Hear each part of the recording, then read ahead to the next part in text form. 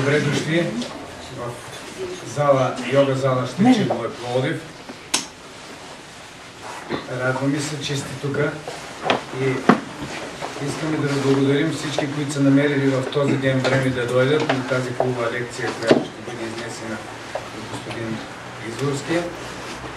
И да дадем думата на Силвина да ви представи програмата, с която ще започне работа. Благодарим на господин Гарабитов за това, че за пореден път сме в тази прекрасна зала, която той и неговите колеги и приятели са създали. И с пожелание още по-голяма зала разбрах, че ще има такава някой прекрасен ден, защото хората на доброто и на светлината явно ставаме все повече. Така че наистина той, знаете, тук има едно нещо, което е една ръковина, ще ни приветства с нея. След това, може би, аз ще изпея една песен, която се появи сега. И след това ще продължим с досеята на Георги Изгорски. Накрая ще има нещо, което ще се случи за първи път. Аз го нареках в Фейсбук астрално разделяне. И много приятели се чудеха, даже някой си изплашиха. Какво е това астрално разделяне? Какво ще се случи? За първи път това се случи на Юндола, на едно събитие, което посветихме на чудесата. Зимна приказка на чудесата се казваше. Бяхме 40 човека там. И всъщност това е една медитация или един сеанс, който Георги или да кажем неговото астрално тяло буквално се разделя на толкова проекции, колкото хора има в залата. И прави сеанс на всеки един от присъстващите. И това много от хората на Юндола го усетиха и наистина усещаха ръцете, както и аз, когато се движаха ръцете по тялото, усещах къде е топлината, къде е вибрацията. Това наистина ще се случи за първи път, иначе той много пъти го е правил, когато се обадят хора от чужбина и помолят за такъв лечебен сеанс. Всъщност точно това е, което се случва. Знаете, за мисълта няма ограничения, така че това не е нещо, което трябва да ни изненадва и плаши. Тоест не е необходимо физическите ръце задължително да те докоснат, за да се случи лечебния процес. И така, това е за днес, което ще бъде от нас. Няколко думи за залата, понеже имам и тук зала, която ще събира поне на малко 3000 човека. Нека с Божията воля и с ваша помощ на всички, ние направихме едно движение за единство и хармония. И аз съм я сънувал залата как ще бъде и боядисана, направили сме и проекти за боядисване. Въпросът е да намерим някои благородни хора, които искат да правят нещо за държавата и за най-вече за всички българи, защото българите са най-силната нация на земята. И тази зала да даде Господ, дай Божий, да казват, до година да започнем един проект за един месец-два ще бъде готова и да бъдем да събираме не 100-200, а над 3000 човека. Амин, аумен. Сега ще ви поздравя с единствения божествен инструмент, които са го чували, ще го чуят факт, които не са. Малко е стрескащ първия звук, но нека след 3 поздравления, които ще ви направя, останете с затворени очи за една 2-3 минути и тогава ще започнем с песента или с поздравлението на Силвина.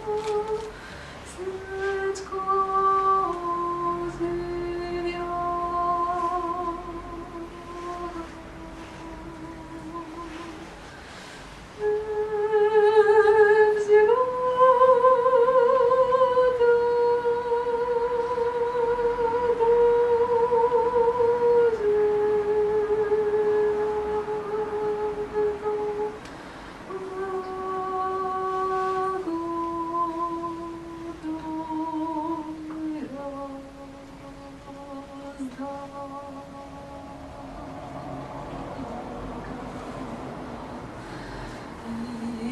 в живота Божието благо Той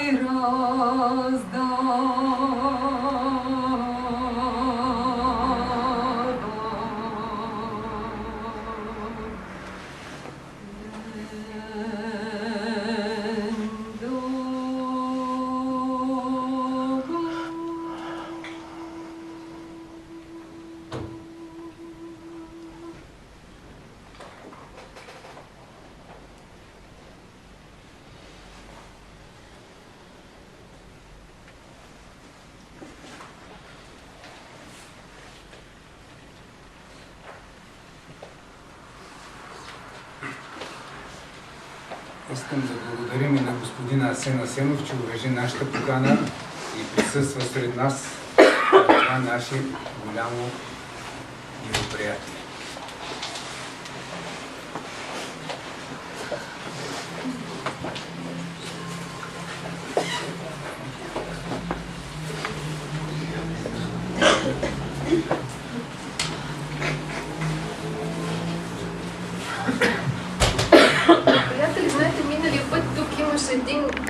един човек, който леко ме провокира, но не го виждам сега тук. И той каза, Даниел Хулги, тук ли е човек? Човекът, който каза, Даниел Хулги, обичаме политиците, ма те не го знаят. И тогава видях кръгове по парламента, от хора хванати за ръце. Аз го споделих с вас и ви казах, ще го направим. Така че тази инициатива вече е факт и тя ще се случи на 22 март, първия ден на пролетта. С Георги ще бъдем до парламента в София, в градинката между университета и парламента. И там ще направим един от тези кръгове. И много се надявам и в Пловдив, някъде около общината, да се направи такъв кръг. Хубаво би било да се даде и гласност. Имах един сън, в който ми казаха, че е време Георги да стане обществена фигура. И му го казах, той пита и може би наистина нещата ще се развиват в тая посока. Може би наистина е време да излезем от залите и да заявим малко по-отговорно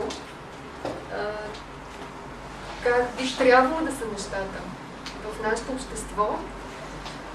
Има такова събитие на Фейсбук, Кръгове на любовта се казва, който се интересува може да влезне, но това ще се случи в 12 часа на обяд на 22 март, така че ще бъде прекрасно и аз смятам, че ще се случи. Групата около Иван Гарабитов и Пламен и Надето и всички приятели, които са тук, и Милка, и Коцето, и всички вие и хората разбрах, тук има хора от Казанлък, и от Бургас, съм сигурна, че Асен ще ни подкрепят. И от чужбина доста хора се обаждат, че също искат да правят кръг на любовта. Така че ще бъде много хубаво начало на тая година. И другото да ви подсетя за житния режим, който започва на 19 февруари. Ще направим също нещо за първи път. Ще бъдем на Велинград в един хотел, който няма много места, който иска, може да се включи дори в друг хотел. Идеята е да бъдем заедно и да го правим заедно в житния пост тая година, като го съчетаем с спа процедури, разходки в планината, цената е символична, т.е. покрива се общо взето само нощувката и си носим и жито, ябълки и орехи, които са продуктите за житния пост. Това е 10 дни, ние ще бъдем там 10 дни. Колкото дни можете да се включите, който има желание, добре дошъл ще бъде да споделим това.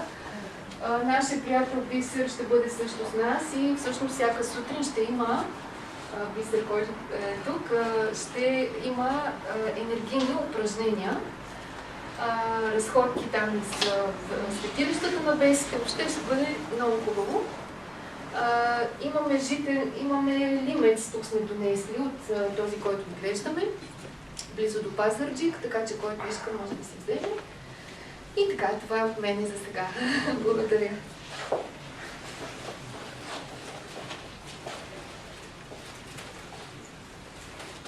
Приятели, слава и признателност на Всевишния, че ни е събрал пак заедно. Така че винаги сме заедно и никога не се разделяме. Но докато достигнем до това съзнание, има още малко време.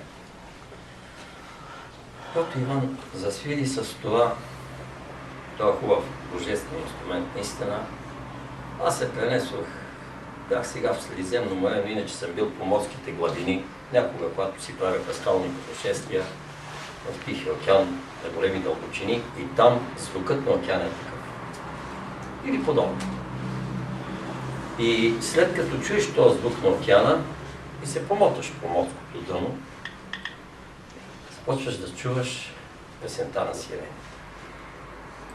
За нея можеш да дадеш само за една песен живот. Ще ви кажа. А на всички младяци останали, към Колхида са им били запушени ушите с течен восък, да не чуват за какво става въпрос, защото ще ли са да наскачат в море. Четох един разказ, който се казва на Карл Пяна, как един риба хваща една сирена. Случайно. Мрежата си я намира, реже мрежата и я пуска.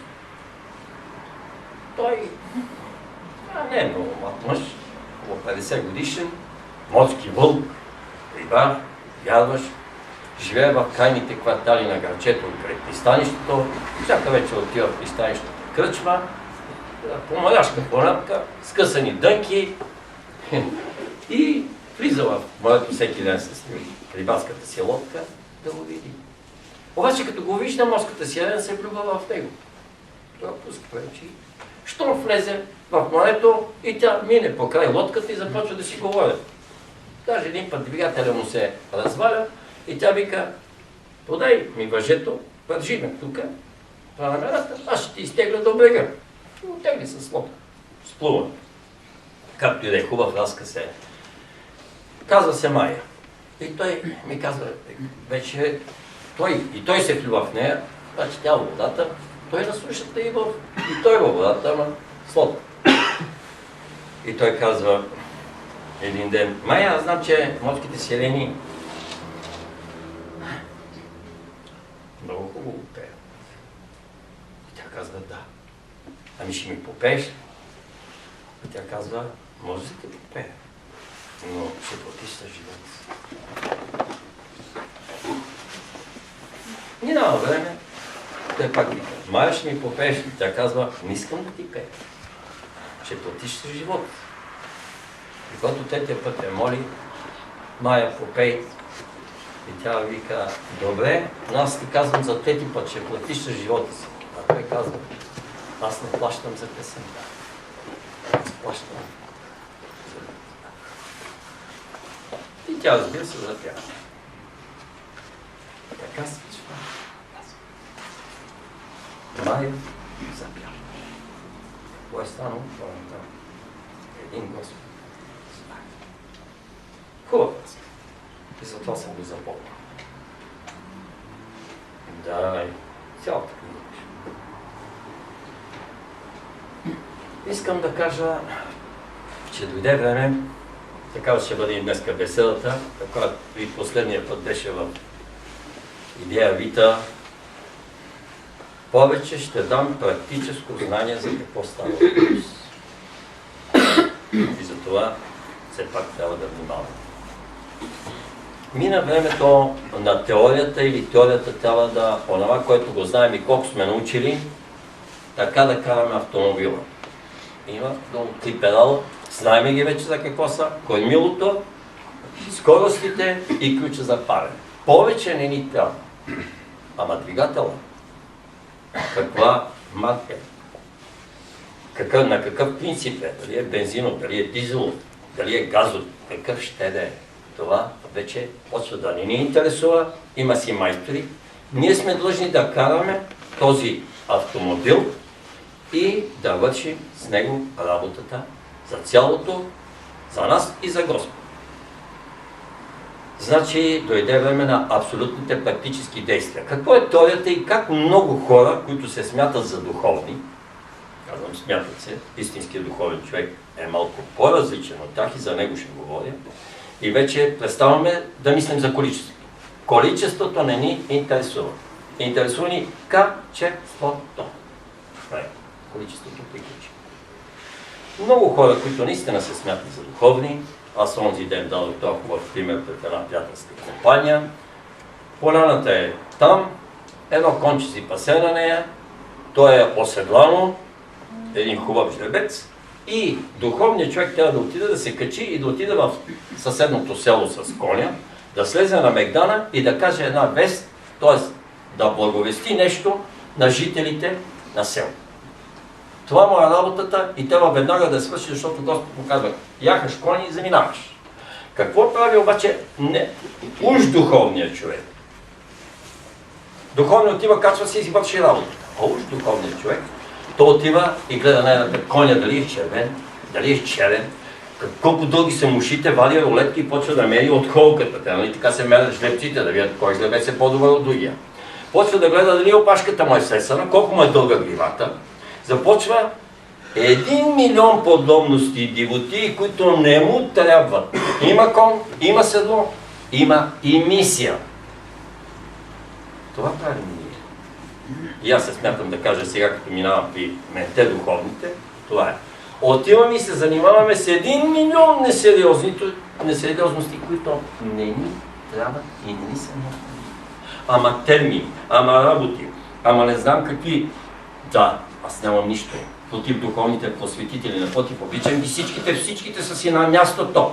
Няма лъжепророци и пророци. Няма лъжеучители и учители. Всичките са пророци и всичките са учители. Само че ние си ги избираме. Това е цялата философия. И когато наистина трябва да отидем и да видим същността, ядото на нещата и веднага да действаме. Аз, като слязох от планината, тогава повече наистина развивах теоретичните въпроси. Даже до миналата година може да се каже. Наистина не може и без теория. И това не ти трябва много. Аз пак казах, това е кабината, педалите са тук, обучен си за шофьор. Ама предния мост, задния мост, всяко едно болче да го знаеш. Как работи двигателят? Ключът е тук. Има време. Ако трябва да вършиш работа на Бога, когато свърши бензина, колата ще върви още 1000 километри без бензин. И ти ще чудиш как. И това е чудо. Защото вършиш не своята работа, вършиш неговата работа. Така стават чудесата. Не веднъж съм ги виждал. И наистина е така. Резервуара седи до половината стълката и не мърда. 1000 километри минават, седи. Защо? Защото вършиш неговата работа, не вършиш твоята. Не си тръгнал ти да си направиш удоволствието. Следователно, тогава стават чудеса. Иначе не. Когато работиш за колектива, за цялото. Веднъж учителя седи с 15-20 свои ученици до второто езеро и отсеща върха харанията. Или както той го е наричал, харномия. Харамиите оттам произлизат. Са седали по кръчмите и викат харномия на мен и оттам идват харамия. Човек, който е малко бохе, така да се каже. Другото ми е бохем, също е много точно име. И те казват, учителю, знаем, че си чудотворец. Бог помаза им, слиза Елохим от най-висшия свят, от Божествения. Ами, чудо може да стане веднага. Да, той вика, веднага чудо мога да ви направя. Виждате ли е тази мъгла, която е била тук върховете? Искате ли да я разкарам? Казва, така и след една минута всичко става ясно, слънцето грее, няма облаче, няма мъгла. Аха. А един казва, ами учителю, нещо по-голямо чудо. Той казва, да. Виждате ли къде е харамията? Той е един остров. Всичките знаете на Седемте езера, и който е ходил горе. Вика, аз мога да го преместя. Става ли? Да, става. Ще го премести където иска. Ще го премести от тук, ако това е на 100 км, ако това е на 5, на една поляна ще го сложа и той ще седи там. Докато го кажа. Обаче трябва да има, вика, някакъв повод и причина, която е божествена, за да го преместя. Сега вие искате да видите чудо и аз да преместям цял върх. О, така не става. И те му викат, добре учителю, за какво можеш да преместиш този върх? Да, вика, сега ще ви кажа за какво. Има, вика, вярващи, той не казва точно богомили, но аз примерно бих споменал термина богомили, 500 човека, които, вика, живеят ето там, в планина. И виждат, че отдолу идва една орда, която иска да ги избие. 1000 души, въоръжени с мечове и специално са изпратени да направят едно клане на цялото селище. Обаче, тези хора са мили на Бога. Затова ги наричам богомили. И аз, вика, те преминават през една клисура, трябва да преминат и отиват и това няма начин да не се случи. Да, но Бог не е съгласен да се случи и аз случайно съм там. Или един светия чудотворец е там. И вика, казвам на върха веднага. Хоп, премести се и запуши цялата долина, откъдето ще минат тези, които идват на силниците. Застава върха, сипва се там, няма минаване. От тук и от тук скали, през върха, трябва да преминиш. А я можеш, я не можеш. И по този начин, вика, аз трябва да спася, докато се изнесат, вика, милите на Бога. Тогава имам право да преместя този връх. Не, че сега не мога. Ако му кажа, където му кажа, той ще отиде и ще ме послуша. Защо? Защото учителя е бил божество. Той е бил от, пак казвам, Елохим. Същите чудеса, които е правил Исус, правил и той. Пише ги в книгата за чудесата на учителя Денис Адонов и Петър. Така че трябва да има някакъв повод и абсолютна причина, за да направим нещо. А не тук, като каза черните очи на някой ми вика, господин Изборски, може ли да направите това и това? Мога. Ама, трябва ли да се направи? Значи, нищо не става, небето нищо не прави без смисъл и без значение. Ама нищо. Ние правим разни глупости, без смисъл и без значение, нали? Едно кафе ти е доволно да изпиеш на ден, ти пиеш 5. Как няма да си се разбие сърцето? Ще се разбие. Значи, това пак си зависи от нас. Онова, което зависи от нас, от това, което е направено като програма от небето, то е друго. И заради това сега ще говоря точно по един практически абсолютен въпрос, който е вече толкова назрял. Има много близки и познати, които ми се обаждат, а и не близки и не толкова познати, които пак ми се обаждат и ми казват защо е така. А сега ще го кажа. Защо е така и къде е причината? Нали? Най-напред трябва да търсим причина. Причинният свят е най-високо и над него има други светове. Будическия и божествения. Но причинният свят е по-висок от менталния, т.е. от нашия акъл. Причинният свят, в него влиза съзнанието на светиите и те боравят с него, затова се чудотворят. И ние ще станем. Даже дори без да ставаме онези жители на земята, които останем след 20, 30, 50 или 100 години, всичките ще започнат да имат това съзнание. Или т.е. ще им се отвори достатъчно свръхсъзнанието, за да могат да работят с него. Дали хората признават квантовия преход или не го признават, няма никакво значение за Господи за квантовия преход. И за всички посветени. Те знаят, че го има. А онзи, който не иска да го признае, той е с по-затворено, запечатано съзнание, той ще го усети на гърба си. Няма начин да не го усети. Има и хора, които са отворени, казват, че са духовни, но разликата между духовния човек, истинския и не толкова духовния, е тая, че религиозният и не толкова духовният човек продължава да работи с пророците, т.е. с негативите. Докато истинският духовен човек работи само с добродетел. И тук отварям една скоба и ще говоря след малко за тъй наречената чистота, защото без чистота няма да можем да направим духовна и физическа крачка по-напред. Чисто и просто от тази планета ще я напуснем летално и заминаваме на другата подобна планета, където съм бил 2-3 пъти командировка. Същата е, само че е малко по-лилаво. Небето е лилаво, фиолетово тук там е, огън е гори лилаво, цветята са големи. Как да ви казвам? Няма смисъл да ви разказвам. Какво е там? Но така може да се каже, че е като тук. И бях на място, къде бяха 4 Айде да не се хваля. Така. Но аз не се хваля, аз съм бил командировка. Изпратили се ме, за да ме видя. И бях точно през всичките годишни времена. Значи 4 са. Аз мислих, че е 3 пъти. Така. Започвам за нещата, които са сериозни.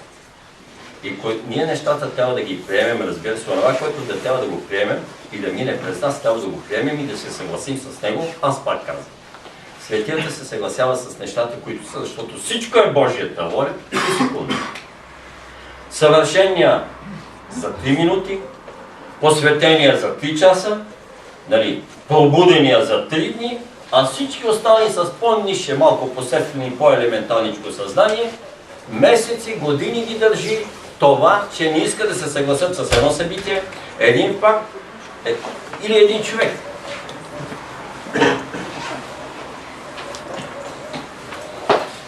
Обаче планетата си пътува, Слънчевата система си пътува, галактиката си пътува и Вселена.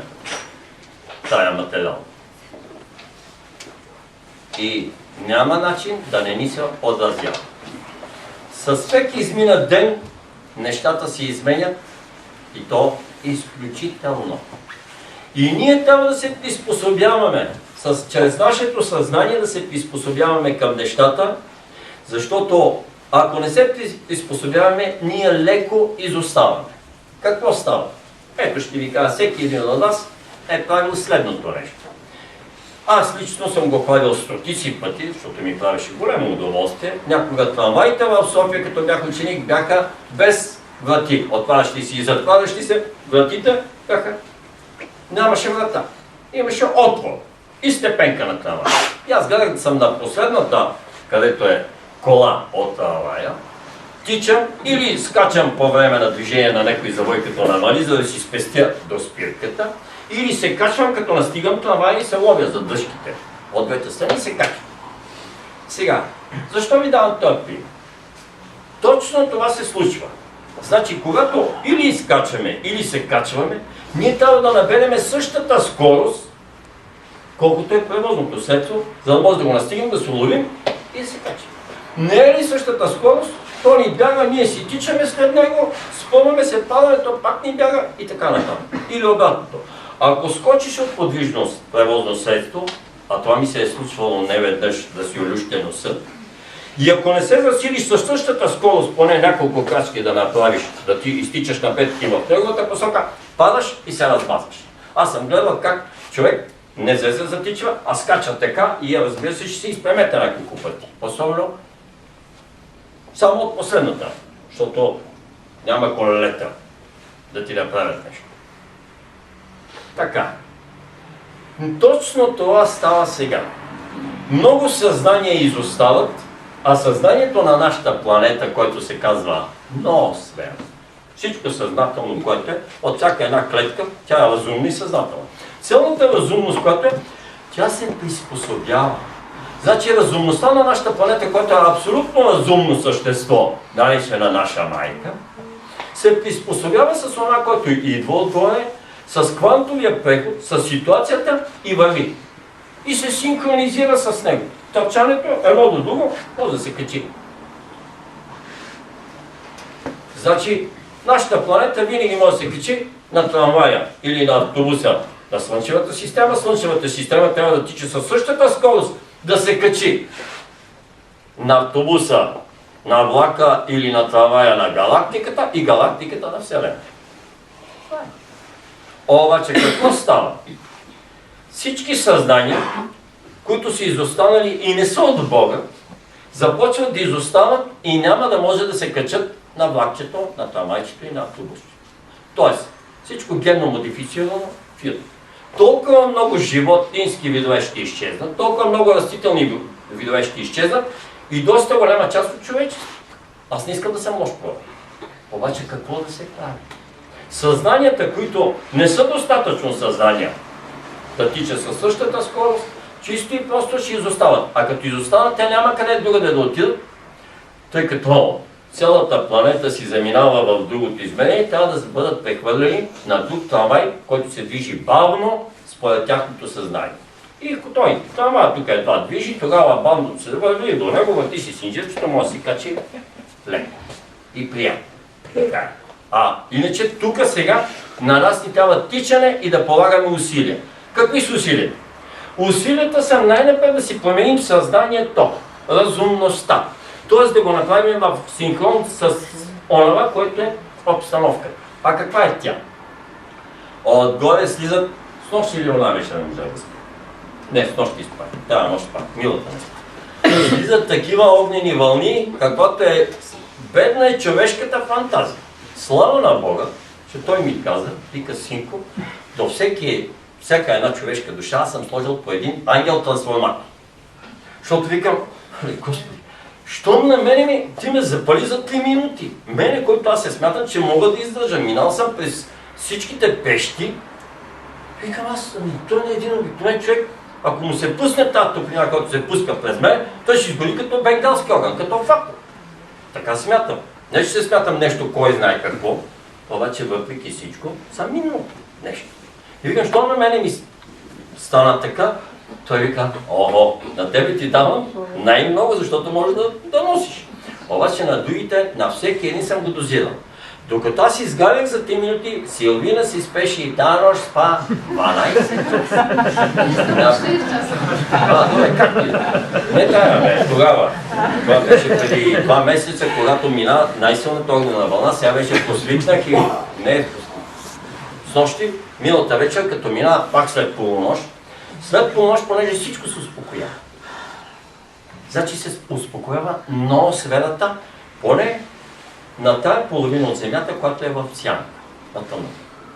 Особено това става успокоение 12,5, 1, 2, мирно, успокоение на всичко, което е с висша съзнателност, но през това време нисшите астрални сили пак стават на активни. Едното води до другото, всичкото си. Това сте го чели и го знаете по-добре от мене, за да не влизам в подробност. Така, тия вълни носят специална вибрация. Тая вибрация е принципна. Затова последните беседи, за които говоря непрекъснато и на които ги изнасям, те са практически едно и също нещо. Говори се за морал, говори се за нравственост. Във всяка една. Говори се как да имаме чисти мисли, чисти чувства, чисти дела. За чистота се говори. Защото без чистота ние не можем да преминем към любовта, мъдростта и истината. Това е абсурд. Вътрешна и външна чистота.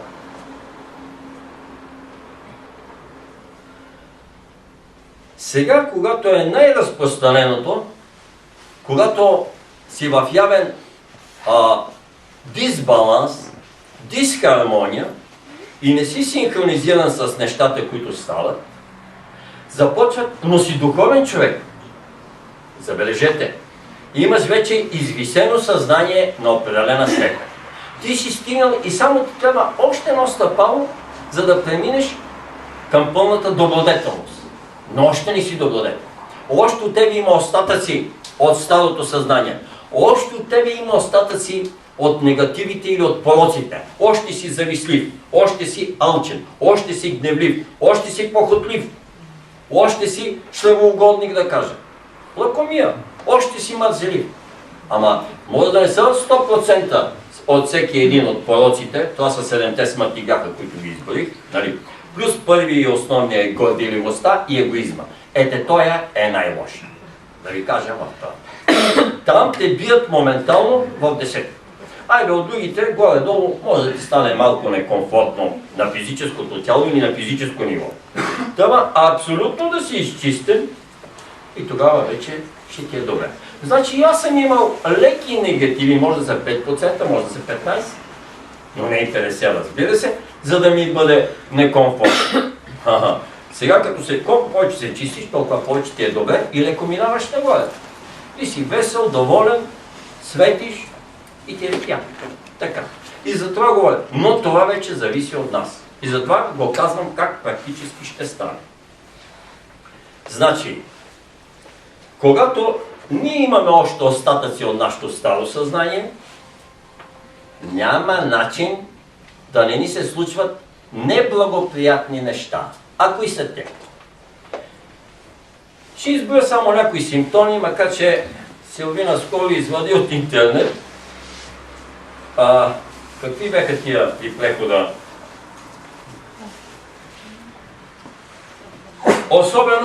Особени белези на прехода, физически и духовни. Аз така ги наричам, ама тя ги извади там. Една наша приятелка беше ги написала и почва да пише какво на човека му става, да кажа, на физическото тяло. Какви усещания има. Тя ги беше написала поне 30, да не кажа 50. Аз ще кажа 2-3. Първото нещо, което е, това е една вибрация, която тялото започва да пулсира и то става неподвластно на тебе. То просто не го интересува. Че ти му задаваш, че искаш да се успокоиш. Не можеш да се успокоиш. Защо? Защото старото съзнание е до там.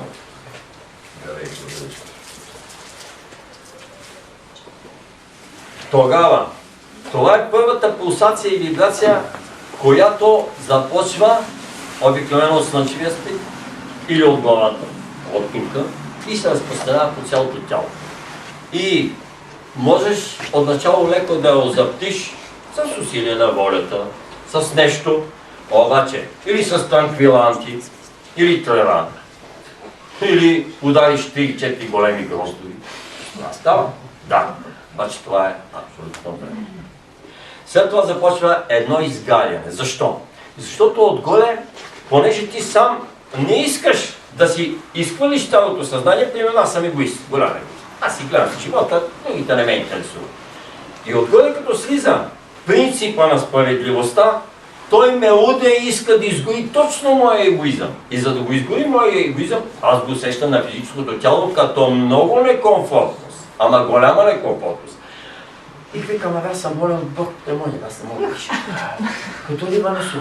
Аз не съм добре, сърцето ми се разбива, никога не съм имал високо кръвно, високо сега стана 180 на 100. Кога?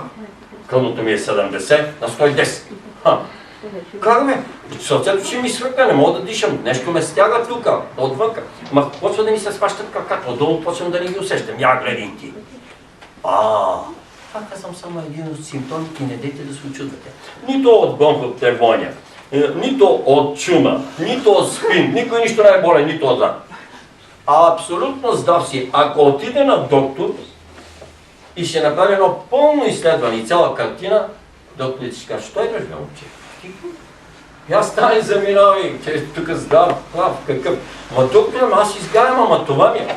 Абе, стига глупости, не да говориш това. Така, това наистина не са глупости, за доктора може да съд.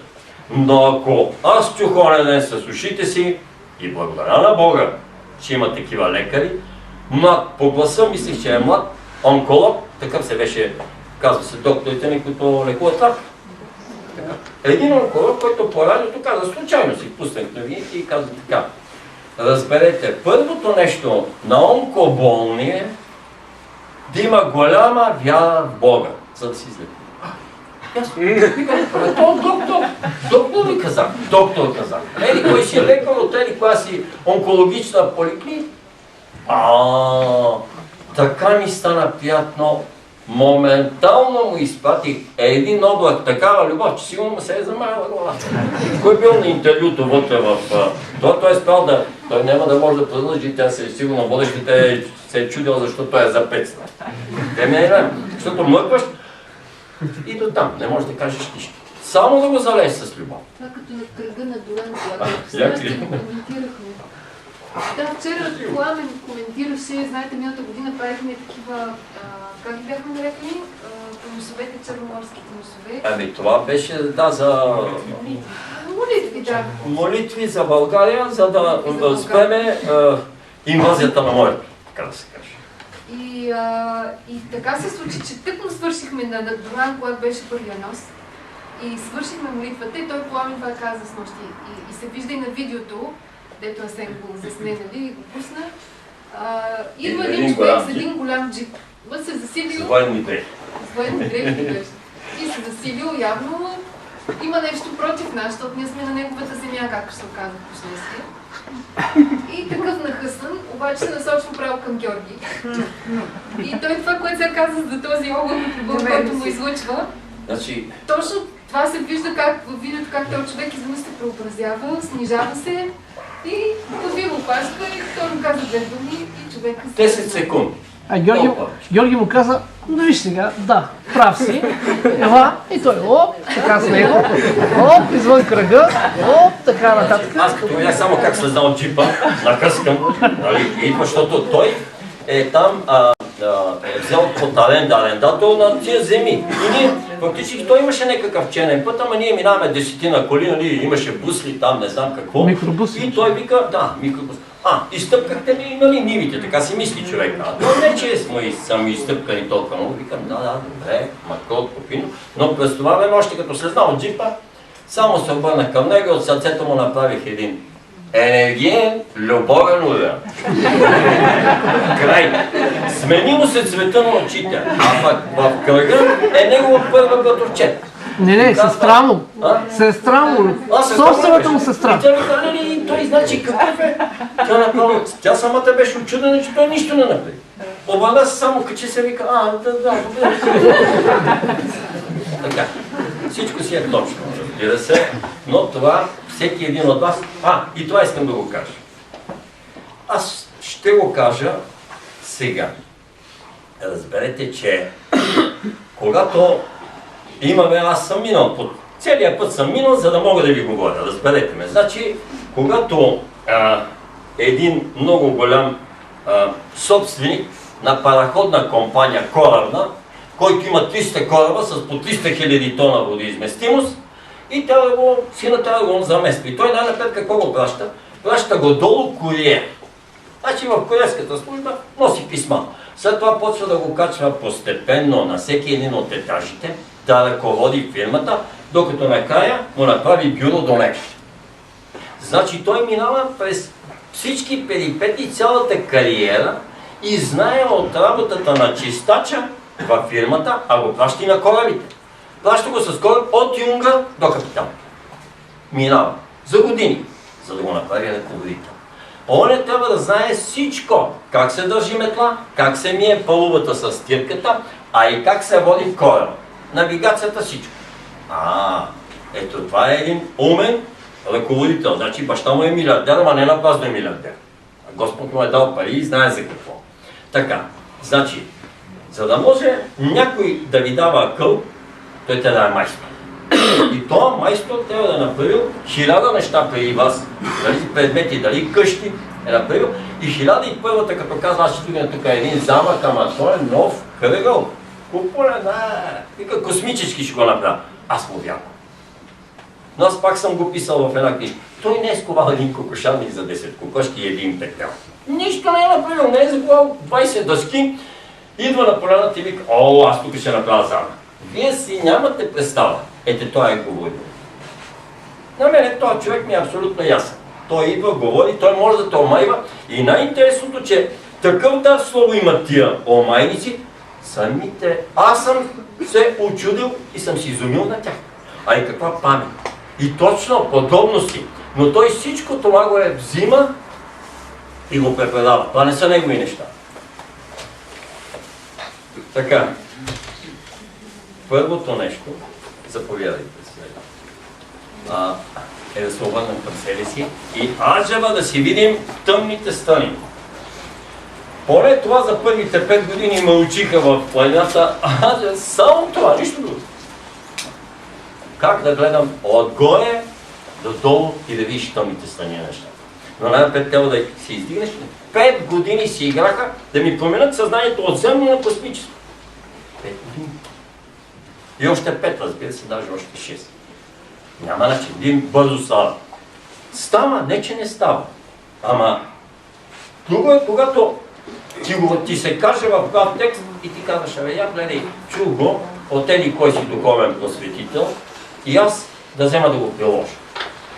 Приложиш ли го, грешка няма. Но само да се опитваш да го приложиш, затова те казва така. Ти как се покая? Ако си се покаял от сърцето, чудото става. Господ Бог ти помага. Ако не си се покаял от сърцето, го докарваш само от уста, просто няма да стане.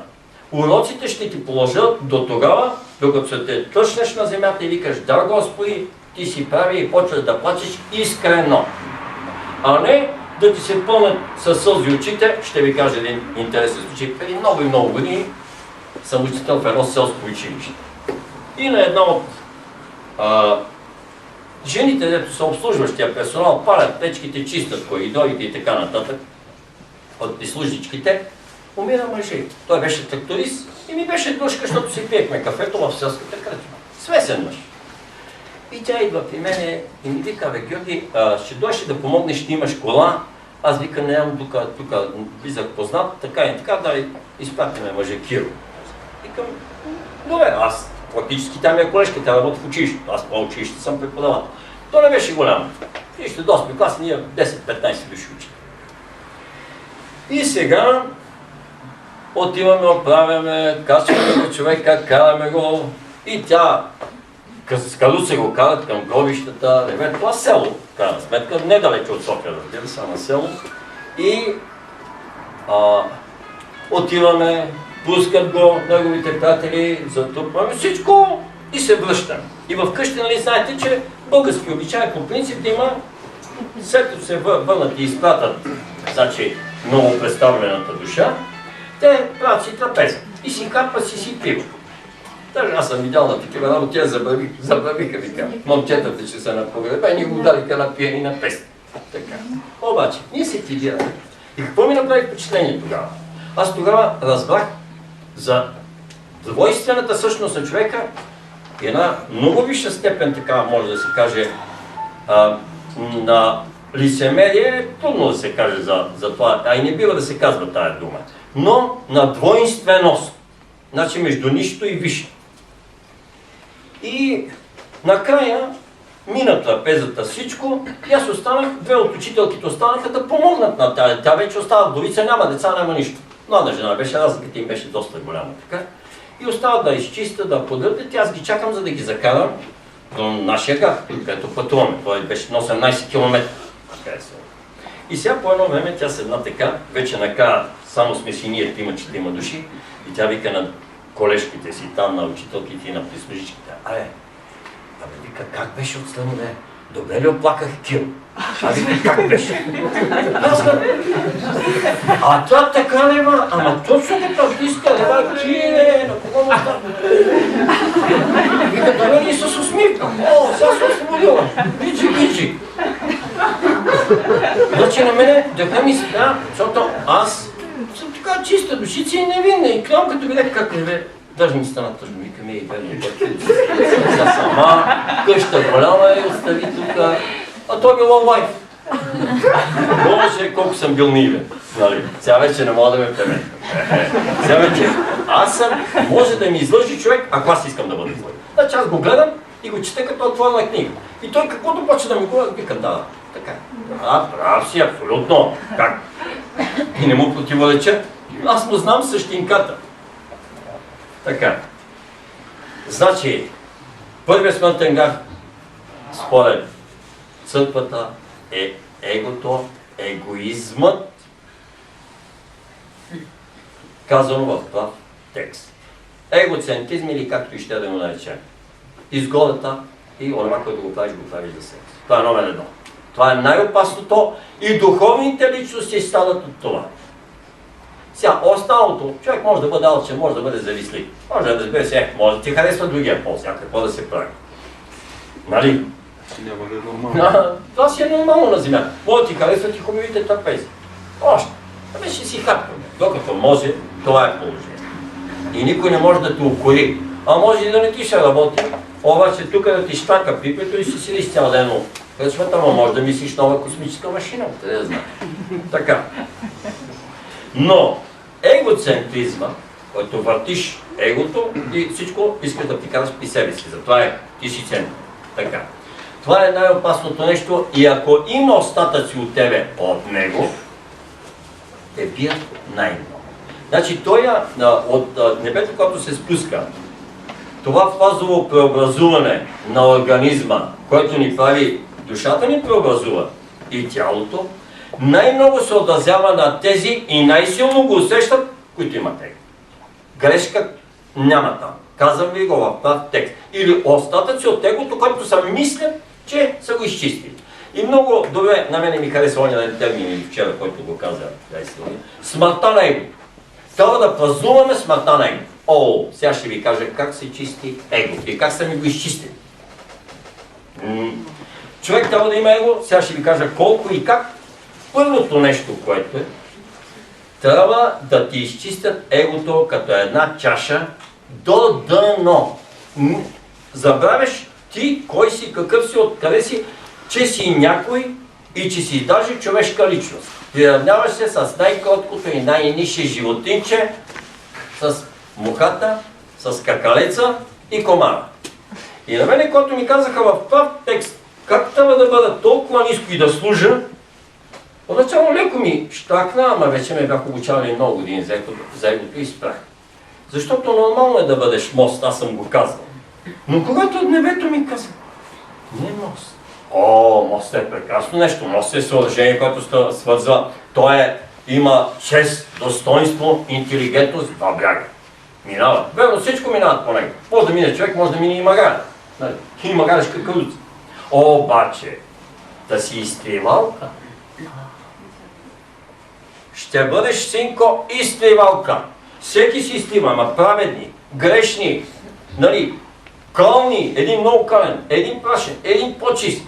Няма никакво значение. Длъжен си да изтърпиш всички. Не, изтривалката няма никакво е.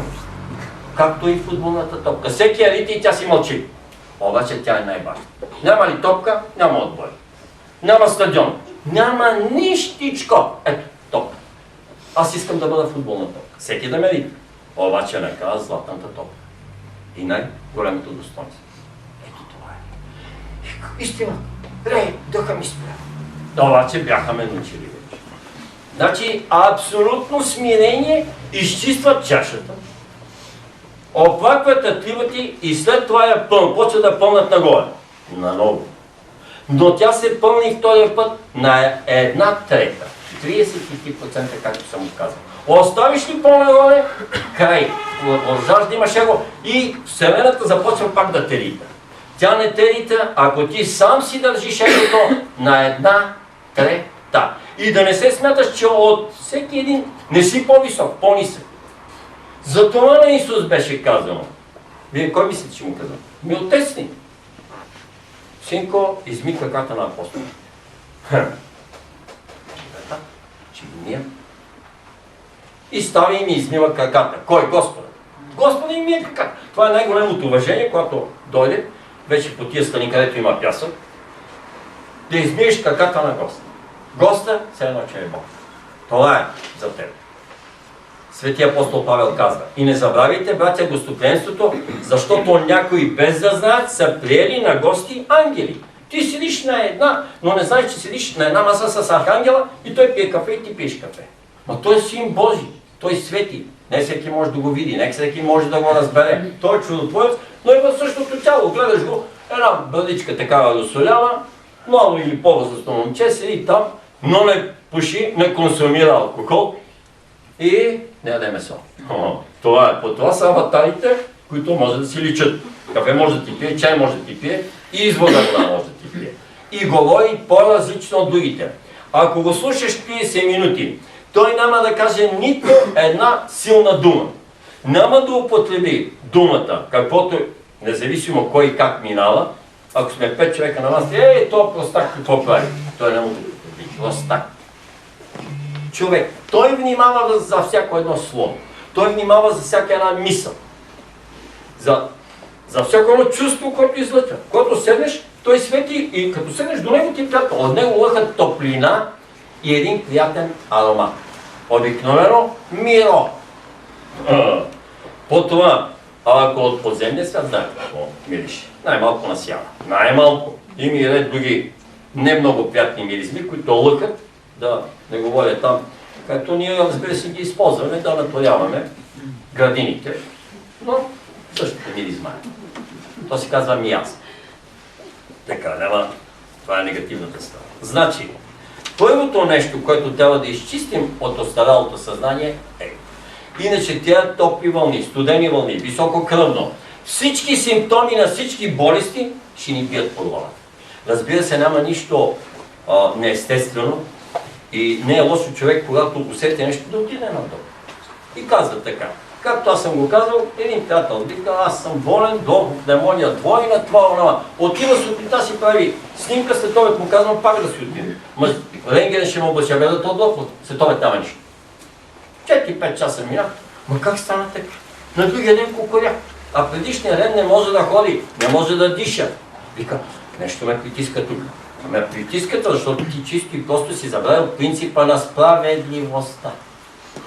Защо? Тази справедливост е, всички са равни пред Бога. Следователно, значи, може и да не се смяташ, че си по-ниско от някого. Но в никакъв случай няма да се смяташ по-високо. Значи аз съм гледал истинските ръководители, а и истинския духовен човек има едно и също отношение към метача, който мете пред кметството и пред кмет. Него не го интересува дали е кмет или е метач. Дали е шефа на банката или чистачката на банката. Абсолютно едно и също отношение. Обича и единия и другия. И единия и другия с уважение. Дори малко на този, който е по-надолу, по-голямо уважение. Една йота, но по-голямо уважение. Ангелите така казват. На победителите уважение. На победените. Още нещо само сега се сетих на тази стихосбирка, която сега прави, не знам, слава на Бога, кога ще излезе. Сигурно май, може би.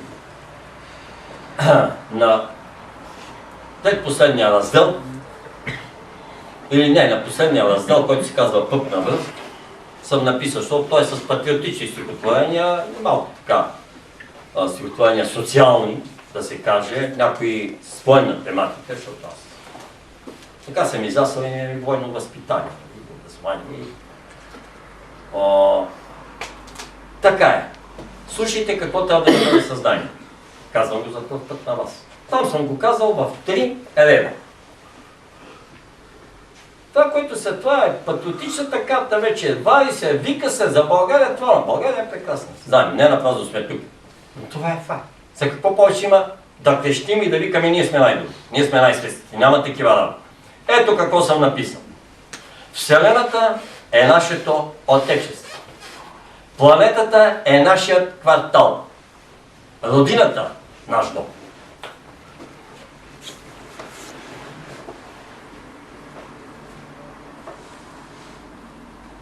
Ако не приемем точно това, което казах, не сме никакви апостоли на светлината, никакви служители на светлината. Нищо не сме. Ние сме с едно нише съзнание. Новото съзнание е точно това, да теглиш чергата към човечеството и към планетата Земя. Няма по-малко. Онези, които са съвършени, теглят към Слънчевата система, светиите теглят към галактиката, а архангелите към Вселената. Чергата, архангел е един, който е на Земята и съм виждал много в човешки тела, не са малко. Мисли за най-напред за Вселената. Абе, вика, това дали ще е добре за Вселената, ако отдържаме това дърво? Това дърво, което ще го отдържам, дава отражение на планетата, на Слънчевата система, на галактиката и на Вселената. Аз едно листо, ако откъсна, без да има нужда, само го откъсна така, нали? Ако го откъсна и почва да свира на листо, да, добре. Ама ако и не свира, а го откъсна и го хвърля, Вселената леко се заклаща. Вселената, не галактиката, не планетата. И казват, на Земята, еди къде си на каква прашинка беше откъснато, едно листо без да е не Защо? Веднага правиме дисбаланс. Ама звучи невероятно. Вика износки говори приказки. Добре, проверете. Аз знам, че е така. И съм сигурен в това. Защо? Защото неправомерните действия се отразяват. Както и всички хубави действия се отразяват. Иначе много неща се тушират. Много неща се трансформират и слава на Бога, че е изпратил тук толкова свои синове и дъщери, които успяват да преработят негатива на всички земляни, така да се каже, и по-голяма част го разпускат. Те малко стават. Иначе тази планета ще да каже бал, като адска машина. Ама затова са аватарите. Те чистят халото, т.е. аурата на едно селище на един град, на един район, на една държава, ако не го чистят всеки Божий ден, това са най-големите работници по дел чистота. Тия, които са на духовно ниво.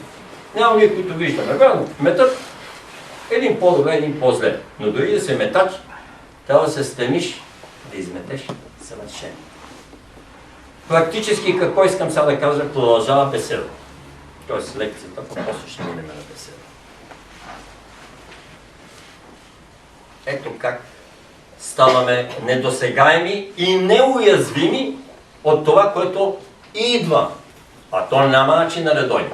За да се синхронизираме с него, старото съзнание го изплащаме на кило.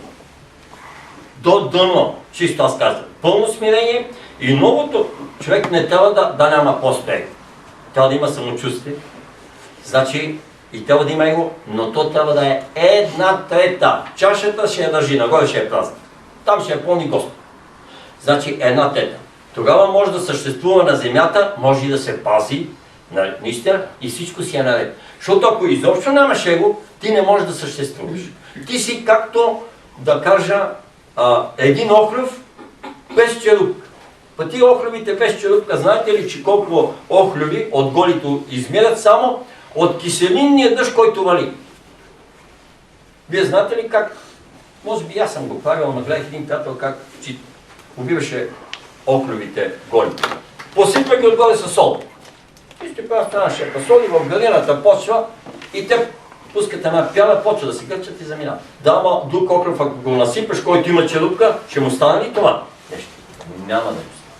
И заради това ние трябва да имаме като охлюва една хубава черупка къщичка. Това е нашето его. То ни пази на колко? 30%. Що ме повече какво става? Значи, къщичката ни е такава, колкото за един охлюв средно голям. Ама нашето его израства и ние вече расте меката част отдолу, ние се разпространяваме и фактически тогава ние сме уязвими. Дали са соши не напъскат или киселинен дъжд ще падне отгоре, ще ни разкаже играта. Няма начин. Значи, и тогава викаме, абе какво стана тя бе? Ама, точно това сега идва. Сега идват катаклизмите, по-малки или по-големи. Ще има некомфортности. Разберете, че Земята продължава да минава през фотонния пояс.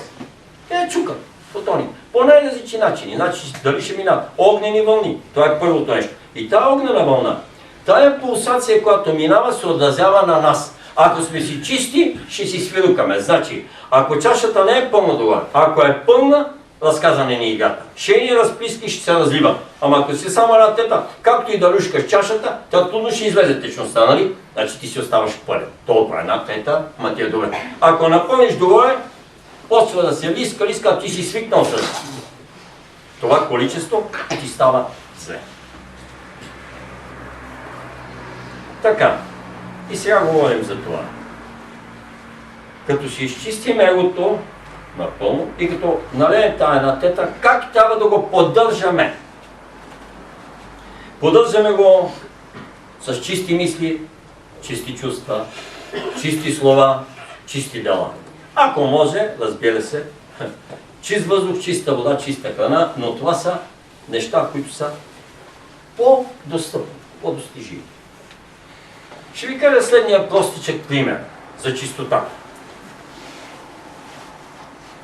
Има един хубав нов автомобил, с който трябва да пътуваме, да караме. Той дава ни се от Господа, заведен, направен, идеален.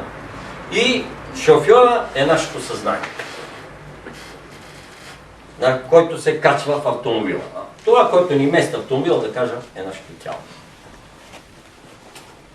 Така. Нашите мисли са нашия екип. Нашите мисли, нашите чувства, нашите слова, нашите дела са нашите съекипници. Съзнанието седи в шофьорската седалка, до него седи ментална мисълта.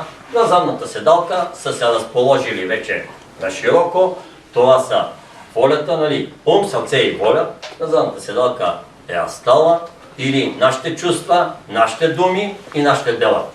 И колата стана 5 месеца, нали? Със съзнание. Така. Обаче, които не са синхронизирани, не са изчистени и тия неща работят с пророците, имаме лоши мисли.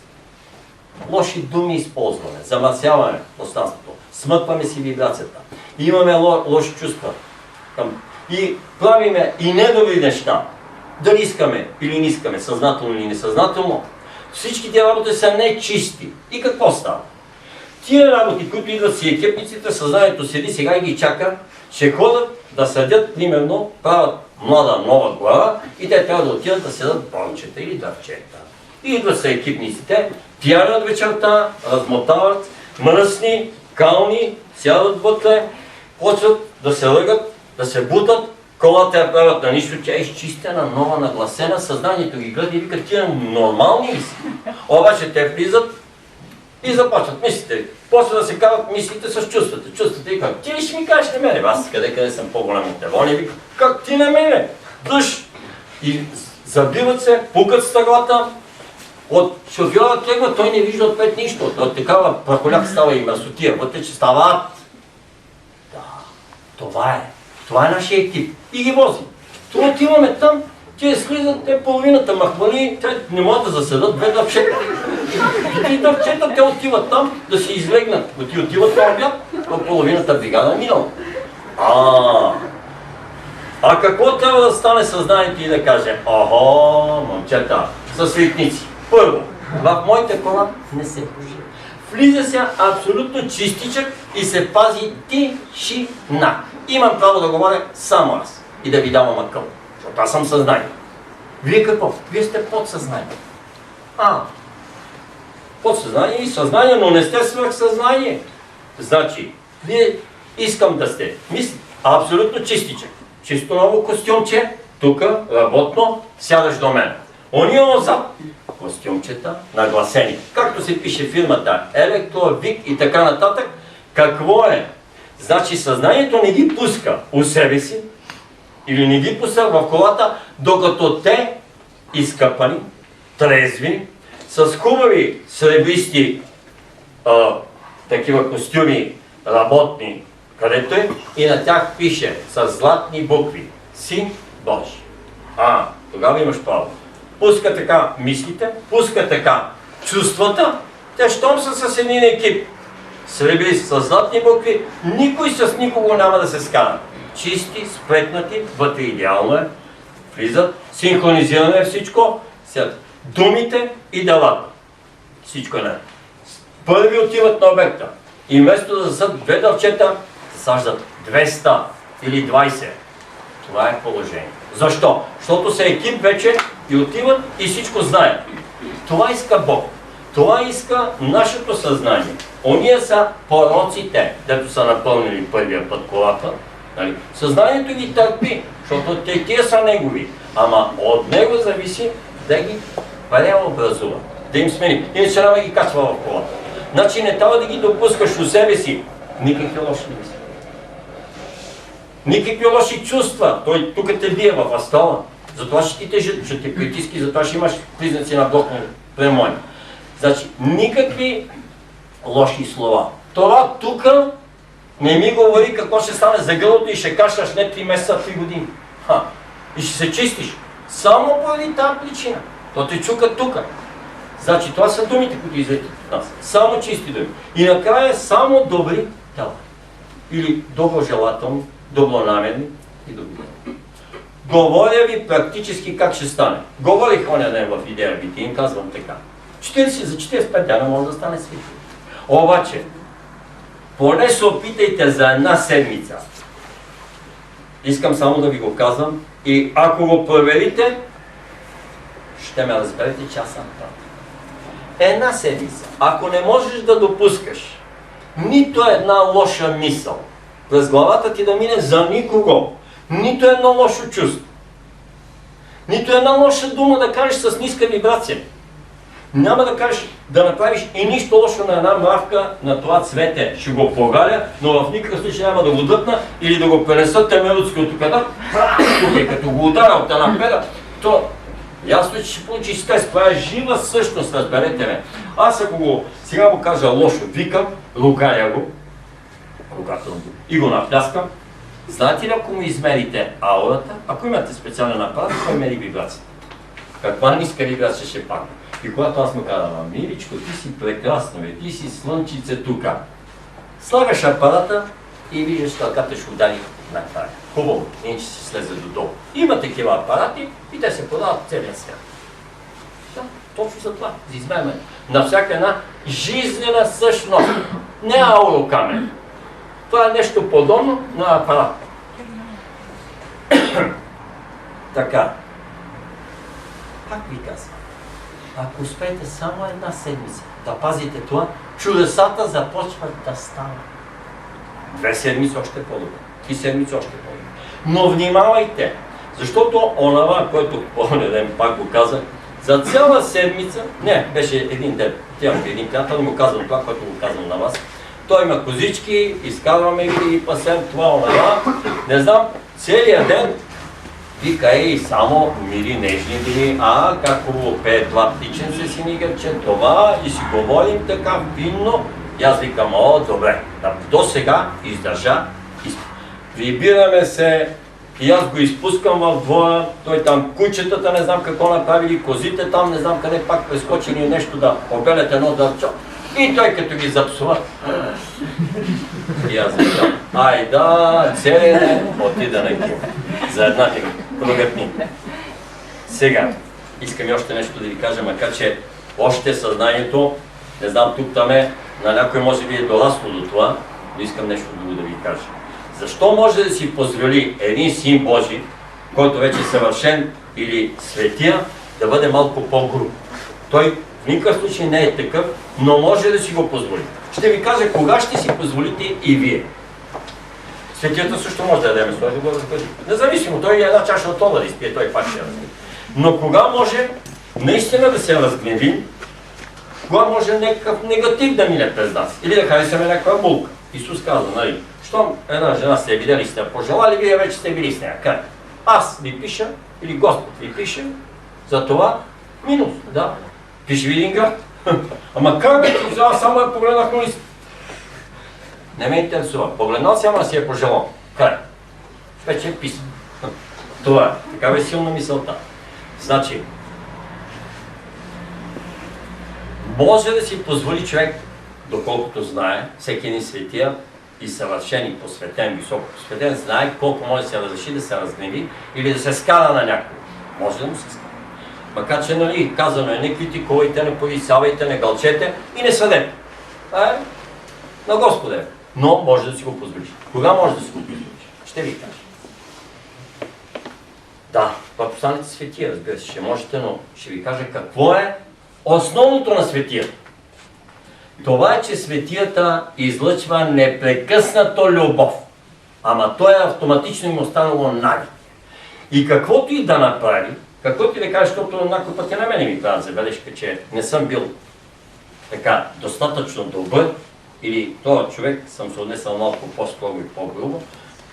Виж, любовта неутрализира всичко. Любовта лекува всичко.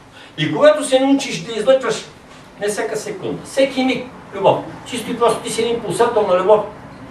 И тогава може да се разгневиш. Може да погледнеш някоя хубава невеста и да кажеш, това е вече невеста. Дали? Това е. Но любовта чисти абсолютно всичко и го разсейва във Вселената. Тогава може да си го позволиш. Това ви го казвам от линия. Като забележка това, което го казвам. Иначе другото е, че трябва да внимаваме. Затова Исус казва винаги на евреи по 2 пъти. Да внимаваме, да внимаваме. Това искал да им кажа. Той същите работи, които аз ги говоря, той ги е говорил преди 2000 години. Той им говори за нравственост и морал. Как да имат чисти чувства, чисти мисли, чисти думи и чисти дела. Затова им е говорил, за което аз говоря във всяка една беседа. Само, че по различни начини. Всички пъти ще водят към едно, всички пъти ще водят към да, или водят към Бога. Само, че от различен ъгъл или по различен начин. И понеже сега го казвам общодостъпно и вие разбрахте с примера с хубавата кола, нали? Кое е добро и кое не е добро. И какъв екип. Значи ние трябва нашия екип да си го направи такъв. Иначе не ги пускаме в колата. Тоест не ги пускаме у себе си. Не допускаме никаква лоша мисъл. Ако имаме лоши мисли, изхвърляме ги, няма. лоши думи, лоши дела, не.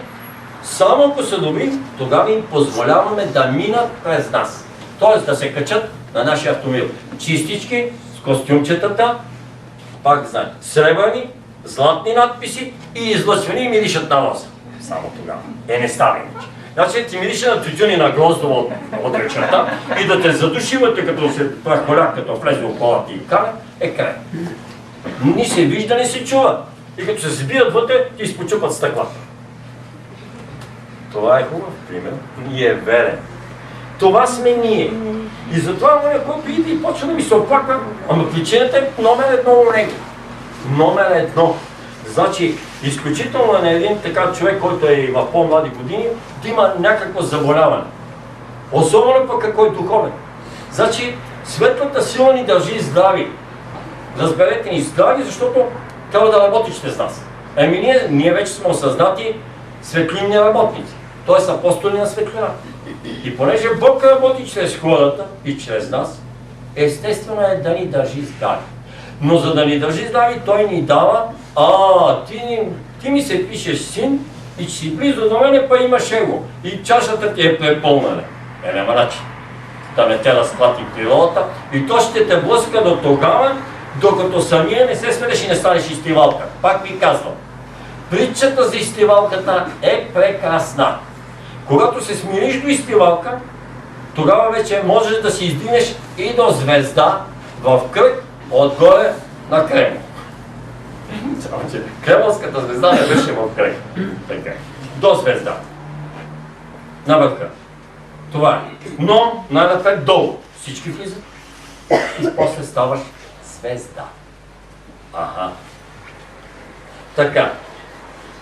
Смятам, че ме разбрахте, тъй като говорих общо достъпно и простичко според мене, за да може да се разбере как и къде е причината. Защото не един идва при мен и вика, 3 дена не съм на себе си, не мога да спя, не мога да ям, зле ми е и почва да изкарва симптомите. Симптомите, тая нашата приятелка ги е написала там по Фейсбук и къде беше по интернет. 20, 30, 40 симптома, все един, че ни се падне и на нас. Ама от това е. Не, че сме болни. Отиваме при доктор вика, имаш железно здраве, моето момче. Що идваш при мен? Ами доктор, аз така, тука, там ме боли това. Ми болите? Болите от това. Облъщат се всички места, а тъй като и фазово сега ни преобразуват телата, това може да бъдете сигурни, няма предкостната система, почва да боли след това вътрешните органи, кой докъде е стигнал? Нервната система. И нервната система. Той е дал по-отделно. Значи, когато се почне тук всичките пътища на нервната система, се преобразуват, ганглиите, не знам къде, какво и как, така че не се очудвайте, някъде е изтъкнало, някъде не е, но ако спазваме тия неща, опитайте се, това е абсолютното самолечение. Хубаво и със златната сфера. Хубаво и като идва човек при мен, викам, виж какво веси. Като те гледам, аз ще ти направя един подарък. Вместо ти черпа една ръка или едно кафе, викам ти пиеш, спи да пиеш една седмица. Ще те заредя, както и сега ще направя лечебно-здравителния сеанс, на всеки един по-отделно. Без да изкарвам тук човек. Но както изкарвам тук човек и му правя на него, така ще се разделя на толкова колкото сте вътре, на толкова светлинни тела и на всеки един по-отделно аз там ще му направя. На главата, на гърдите и на стъпалата ще го пия. За по няколко минути и сигурно 90% от вас ще усети. И ще има ефект. Това е абсолютно оздравителен сеанс. Така. И му казвам, виж, първото нещо, което трябва да направиш, да, тук те боли, там те боли, непрекъснато ми се оплака. Ама ти може да изкарваш най-различни други обстоятелства и неща, виновни. Но ти си номер едно. Ти си шеф. Ти си капитана на твоята лодка, бе, всичко от тебе зависи, бе. Не от някой друг. От тебе и от Господа. Друг няма. Между тебе и Господа няма посредник, защото една част от Бога е от тебе. Ама опитай се да превъзбогнеш това, бе. Ама опитай се да слезеш толкова ниско, че лягаш и отгоре почва да минават по тебе. Ама лежиш в лодка, в кал, не те интересува. Служих в планината от школата, като изкарах на едно летище, ми изпращат на границата на един връх папия между Царево и Репо. И сега един ден старшината, гледа ни няколко новобранци сме там, тя цялото поделение 15 човека, разбира се, 15 души офицери и старшини. И другата половина са младенци. И сега, за да ни оплаши, като новобранци старшината ни изкава, и то времето там такова меко, ама вече се топи снега, полета беше края на март. И явшинерите я това на оборудване, вземали сме автоматите и там имаме тактика, един връх ще го превземаме. Къде връх? Там бир някакъв. Тичаме по горе. И той само като гледа най-голяма така и локвите, къде си спри, легни! Един път, аз гледам, локвата е тука. Нали? И падам на една страна, лягам, ама лягам до локвата. И сега той идва при мене и ме бутви. Георги, малко по-надай. И я виж, че не си направо на линията. Аз съм поне така съм легнал, нали? За така, нали? Как ще е такова? Ще следваш на там, а противника е там, нали? Я вика така и ме побутва с крак. И аз прелазвам, ама вече съдне е така, но не си така. И той, така, ако може да седиш 15 минути. И аз викам, аз ще седа и 2 часа. 2 часа ще седа. Това мината и другите. Така. Разбира се, дължали 5 минути, да не е дължал повече. Но това беше и край. Повече не сме имали тактика. Той само ми знае и той да се настъпча и повече. Наистина там имаше хубави моменти, защото това бяха повече така. После слизаме в стаята, разхвърляме се, сушиме се, переме се, всичко се преобличаме. Той вади от склада други дрехи. Да, както си това, обаче важното и той. Това е просто разнообразие. Малко, нали, шоу така, защото няма какво да правиш друго. В планината даваш наряд и те това е. И важното е да влезеш в духа и да разбереш. Обаче, ако имаш его, леле, като ще почнеш да всички, включително ще намериш и старшината и бариера и всичко наоколо, заради това, че имаш его. Ще кажеш, как бе, той ще ме бута лоб. Нали? Тя не е толкова студено, няма да стигнеш. Нямаш, аз бях на 19 години. Камък. Така че, значи всичко си е направено предвидено. Важното е, казармата беше една абсолютно великолепна школа, казвам. И то точно оная социалистическа казарма, която е направена. Може да има разни други такива работи, но те не са идвали отгоре, те са идвали от, разбира се, по-елементарни съзнания, които, като е стара служба или е някакъв там самозабравил се сержант или старшина, но не от офицерите, разбира се. Офицерите бяха всичките интелигенти, аз съм слушал в МВС. Така. Това е друг въпрос. Сега, ще ви дам думата да ме питате. Но смятам, че в крайна сметка разбрахте, че от всеки един от нас, и пак ви казвам, аз съм минал по това, зависи как ще посрещаме и как ще минеме през прехода. Това е истината, разберете ме. Болести няма. Болестите за момента ще бъдат само психични и спиритични. Тоест, не на тялото. Тялото ще бъде оздравено. Психичните са болести на душата, спиритичните са болести на духа. Още са по-недобри от душата. Защото когато започва да ни се отваря свръхсъзнанието, духа почва да излиза и той като види колко сме зле започва да боледува. На него му е тежко. А той седи на шофьорската седалка и като види, Боже, с тия пияни си да не съм тръгнал аз, бе, с тия ниши същества. И отиваме да засаждаме, да правим какво глава. И те знаят пет с негатив, тя не може да изкопават две дупки и двете да досият, може и обратно да обърнат повече. Това е като вица за милиционерите. Нагоре с зеленото. Така. Значи, пак ви казвам, чисти мисли, чисти чувства, чисти дела. Всеки един момент трябва да внимаваме. А ние без това, значи трябва да първото, за да ти стане навик, докато си стане навик да излъчваш само любов, има още много време. Аз просто ви казах за светиите, с какво не утилизират нещата. Светията, каквото искаш да изчепи и колкото искаш да носи. И каквото искаш да направи. Но той може.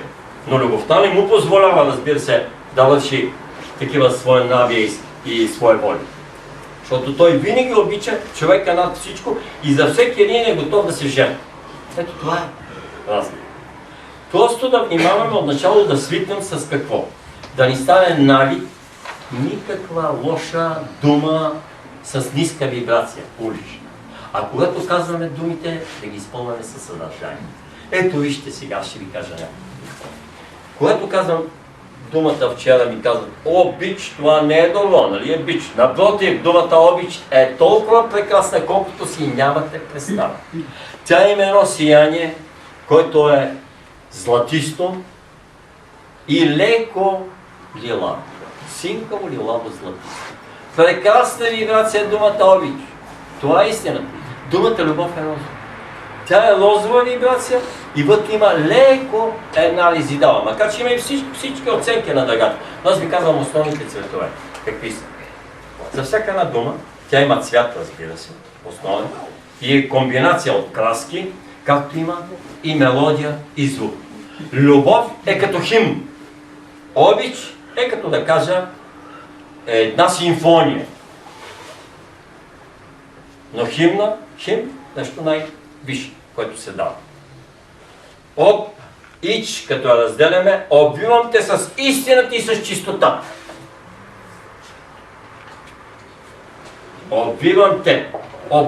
А не обич. Дори да кажеш обич, за да те вкарам в цялото, да те заведат и Бога, е цялото и хармонията, на тебе ти трябва бич. Щом ти трябва бич, чрез обич ще те вкарам. И това е прекрасно. Щом е бич е един прекрасен инструмент. Само да можеш да го поизтърпиш. Нали? Така, аз съм го опитал. Така че всичко си е наред. Нали? Следователно, прекрасно. Защо? Защото всичко е за твое добро. Абсолютно. Няма нещо, което светлата сила не прави за наше добро, колкото и да ни изтори мозък, колкото да ни измъчи от наша гледна точка. Разберете ме, на предишната обиколка тръгваме с Силвина и на мене ми отварят диамантената сфера, с която ме пазят и 45 дена аз съм не като вас, даже аз съм по-незащитен. Няма нищо. Каквото му падне, всичко ме бие. Защо? Да ме пробуда, да ми дойде къл в главата. И тогава вече викам на нея, аз за път боледом, грипа това ли? Тя викате това е, носът ти тече, кашля в душите, зле си. 16 денонощите ме боля главата. То болка такава, каквато е много яка. 16. И те ми казват, транквиланта, това хапченце и главата след 15 минути. Как бе? Как да пие хапчене, нали? Аз знам, че когато Господ реши да ми спре главоболите, и той го спре, разбира се, един-два пъти го спива и през това време. Тогава е прекрасно, заповядайте. Значи, и 12 дена още не можах да мигна една секунда. Казвам го просто като пример. Мислите, че като седа тук съм недосегаем. От време на време недосегаем сега. Нали? Но когато так отворят ти, за да може да се почувстваш защо. Сигурно егото ми е малко прехвърлило 33% станало е 35%. За 50 не говоря. 35%. И отгоре от небето мене, синко, от свят. Хоп, айде. Да знаеш как живеят обикновените хора. А не ти, с който и да пиеш, с един, който е болен от холера и от чума, да пием от една чаша, с тази висока вибрация, как ще те хвана? Не. Просто не могат да ти попаднат в организма тия бактерии. Защото те умират още около тебе. Умират в квантовото ти поле.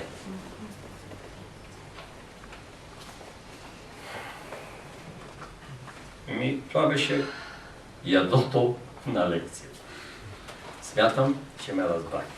Пак разберете. Чистота вътрешна и външна. Физическа и духовна. Без чистота няма да може да бъде. Казвам ви честно. Няма да може. И заради това дойде време да го направим на практика. Преди 10, преди 20, преди 50 години ни търкаха какви сме малячи, такива какви сме с пророците, бухаме с уколите, съзнанието кара и без това вика, тия нема се оправя скоро, пияница, ще ги карам където. И върша малко с ръка стъклото, вижда вътре рапа. Обаче ги карам, търпи. Сега вече няма търпи. Няма търпи. Не ги пускам. Седиш на седалката, нови автомобили, почва да ни дават отгоре, това е, ами то в автомобил, генерален. И след това сядаш и чакаш. Ама идват, пускане рама, отвънка. Докато не станат с хубавите костюмчета и да не миришат на Мирон. И тогава вече заповядайте, сядайте момчета, пътува. Да вършим работата на Господ. Това сме ние. И разберете, аз казвам ние, дори за себе си, аз като употребявам аза е от много неща. От всички тия си имат собствено мнение, което казвам. Ментала си има собствено мнение, астала си има собствено мнение. Та словото си има собствено мнение и нашите дела има собствено мнение. Всичко са живи същности. И понеже имаме минимум се състои нашия щаб, който ни води от 10 човека. Трима са на едно мнение, двама на друго, трима на съвсем трето и става един кавешет такъв или не знам как се казваше тая мания. Чурлю? Чурлю ги вече. Такъв става, а не. Значи, съзнанието трябва да командва абсолютно тия неща и с тях да работи, защото те са екипата си инструментите. А това са ум, сърце и воля, казано най-вече. Думите вече казана дума хвърлен камък. Тя е излита. Значи само с хубави думи можеш. И пак казвам, когато си изразяваме с хубави, нежни, финни думи. Ето какво означава думата нежност.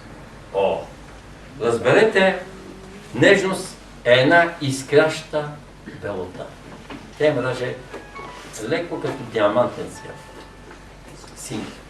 Като една поляна, върху която е навалял пресен сняг, отгоре, сутринта, и слънцето блести на всяка една снежинка. Сте виждали в планината на 2000 метра. Под слънчева е поляната, наоколо са борове и отгоре е само синьото небе. Това е думата. Тя не е от сняг. И на Снежана не е името от сняг, а е от нежност. Да върви с нежността. Снежанка или Снежана. Снежност. Нежност. Снега, понеже е изключително нежен и снежинките са изключително нежни и една снежинка се топи, щом ти каца на главата и щом ти каца на уста. Парицата. Веднага. Вижте колко е нежен и фин. Това е. Снега? Ама снега е символ на студ. Не е символ на студ снега. Леда е по-голям символ на студ. И най-вече нашата същност, ако ние не сме добри, това е излъчване на студ. А ние нямаме право да излъчваме студ и острота към никога. Всичко трябва да излъчваме само мекост, няма слава. И само топлина. А топлината е половината от любовта. Любовта е светлина и топлина. Значи поне да има топлина, ако не може да излъчиме, толкова не сме стигнали да светим вече, нали? Да станем светиите светли. Това, което е в момента и което зависи от нас, трябва да го направим. Това е първото условие, наистина, за да се случват чудесата. Казвам ви, Силвина ще каже, че преди в идея Вита аз говоря, казах за какво ще става въпрос. Вика, сега ще им кажа, викам челом, като в нито една книга никой не е написал, духовен просветител или адепт, или какъв ще да е източен или западен, не ти казва, той казва, да, работете с добродетелите и така нататък. Но не ти казва технологично, значи практически как да станете. А това става сутрин като станеш, верно, ако имаш възможност, затова са учебници. Отиваш и говори само с птиците, отвънка, ако е зима с снега, ако е лятото с ручиите, с дърветата, с какалците, с всичко си говориш нежно, финно и хубаво. Всичко е прекрасно. Изкарваш 5 години, ставаш чудотворен. Защото ти вече придобиваш навик да си добър, нежен и фин. Но ако не може, което е много по-трудно, в абсолютната градска среда, където сутрин у нашата мала хода да си пие при една нервна кафеджика кафето, она е слаба и нервна, само като влезе някой махмали или пялица, ела тук бе парцал, влизам аз обаче. Ама как като отварям вратата, какво излиза от сърцето ми? Седи тя зад пулта и нервно ще това чашите, така. Талентига, една слаба суки така. И то се личи, че е само нервно. Отгоре до долу. Обаче влизам аз спокойно. И вика, хоп, облака преди мене. Върви на 5 метра преди мене, обаче е любов, само почти червена, не лозова. Направил съм я червена, за да ма и обгъща отгоре-долу. Сега както ми е, бързо и нервно, но време започва да гледа чашката. Ага, благодаря. Веднага си изме. Викам, Ленче, догол. Тя вика, догол. Още с такъв глас. Викам, знаеш, тази сутрин си толкова цветущи и си такава хубава. Викам, не знам къде е това мъж, бе, твоите дечица, викам, те са прекрасни. Няма да мина да ги поздравя. Как те носят на ръце вкъщи? Той е точно удобно. И аз като стана лисица, това сега аз почва да стави все по-добре и по-добре. Викам, че сега ще ми направиш едно държавно кафе, защото виж какво, твоето излъчване е прекрасно. Твоята вибрация е чудесна. Значи, викам, кафето като тече на машината, ще си държиш само така двете ръце от двете страни. Ма то ми, викам, минава любов през тях, минава, викам, нежност, красота. Сега вътре пиящите слушат. Не ме интересува, да си слушат кое. Те викат, Георги, стига, той не е нормален, той е такова. И ми е постанал винаги, защото на поетите винаги е постанал. И те смятате за ненормален, значи сте пели, така и чудо. Но ако един нормален човек влезе, там има един, който е търговец, такъв с шкембенци, и завърте тежкарски, нали, облечен, така, много скъпи дрехи, едно як е само 7-8 лева, влизате. Вече я там едно кафе с това, дето се слага сметана, там всичките салтанати и тя му ми носи на масата, защото той вярно не е стисна. Кафето, ако е лев 20, то става 2 лева. Значи има добри черти, аз не го куря, но той съвсем друго яче подхожда. А на мене тя ми го прави с сърце и ни седне ми, Георги, седне ми каже, ще го донеса на масата, може да седна на някъде на заведение, носи ми. Но тя ми го носи на мене с удоволствие, а на него не го носи заради той един лепет, че не да чини. Разликата е огромна, разберете. Небето какво иска? Небето гледа какво седи зад намерението, втората част гледа, горния етаж гледа, балкона, не толкова кое в зала, гледа балкона. Какви намерения имаш? Дали го правиш от сърце и от душа, или го правиш с някаква абсолютно меркантилна и егоистична цел. Значи си въртиш. Има дяволи и сервитьори, аз съм работил като сервитьор, къде си като барно. Значи дяволите и сервитьори ми казаха така, като виж някой богат човек, обаче той вика иска уважение и челъни. Вика, 3 пъти ще му... Не, тази чаша не, сега ще донеса по-добра чаша. Тичаш, няма да си жариш труда. 10 пъти вика ще отидеш вътре, където е до мокрия бюфет, или вика ще отидеш до кухнята. Обаче той иска да види около него да се въртиш. Не от тази страна, минаваш от другата страна. Той иска салтанатите, той си вика така, тежкаски. Ете, това е самочувствието и то не е подплатено. Обаче, той не самочувствие. И накрая ще извадиш, ще даде 5 лева. Отгоре, сметка 50, 5 лева ще ти даде, вършиш или 10 лева. Защото той те хареса. Но ти за това сметка се въртиш като върталиш около него. И такива челами. Аз съм ги изучил и тия. Така. Но, какво се лизат на мене? Шеташ му на този човек, защото знаеш. А когато е някой абсолютно свесен, симпатичен, и да, няма, човече се е попаднал там. Ще ти даде някой друга стотинка, разбира се. Но няма да извади, той просто няма тия пари и тия възможности. Но кой знае защо ти е симпатичен? Седи си там, колкото си седи, отиваш и го обслужваш от сърце.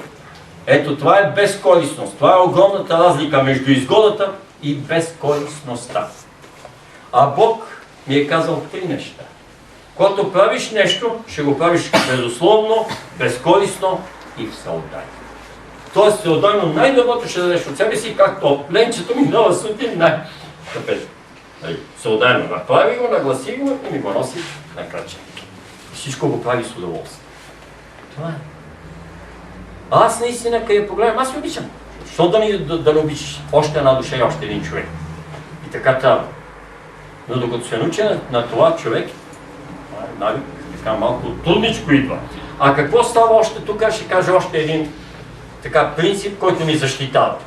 Когато ти излъчваш непрекъснато любов, нищо, което е отвънка, не може да влезе негативно от тебе.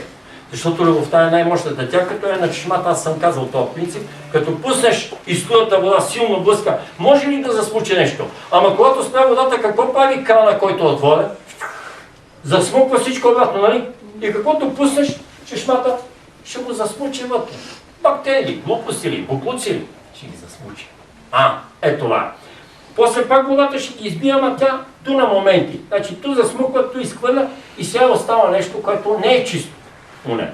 А ако непрекъснато тече със силна струя, това е този ток на любовта. Течене, нищо не може да влезе. Просто не може. И това е най-силната и най-мощната защита. Не. И затова стремете се.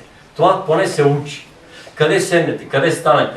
Ама че това не ви е симпатичен, сервитьор ли е, какъв е там, комшия ли е, магазиняр. Преодолейте това чувство. И той човек, застанете и кажете, бе, той човек, примерно, ако е мой приятел, той все на някого той е приятел, разберете ми. Все на някого, той има някакви деца. Той все някого обича. Ма може децата, може да се обича кучето, колкото може да се обича. Но той човек също излъчва обич. Но той човек.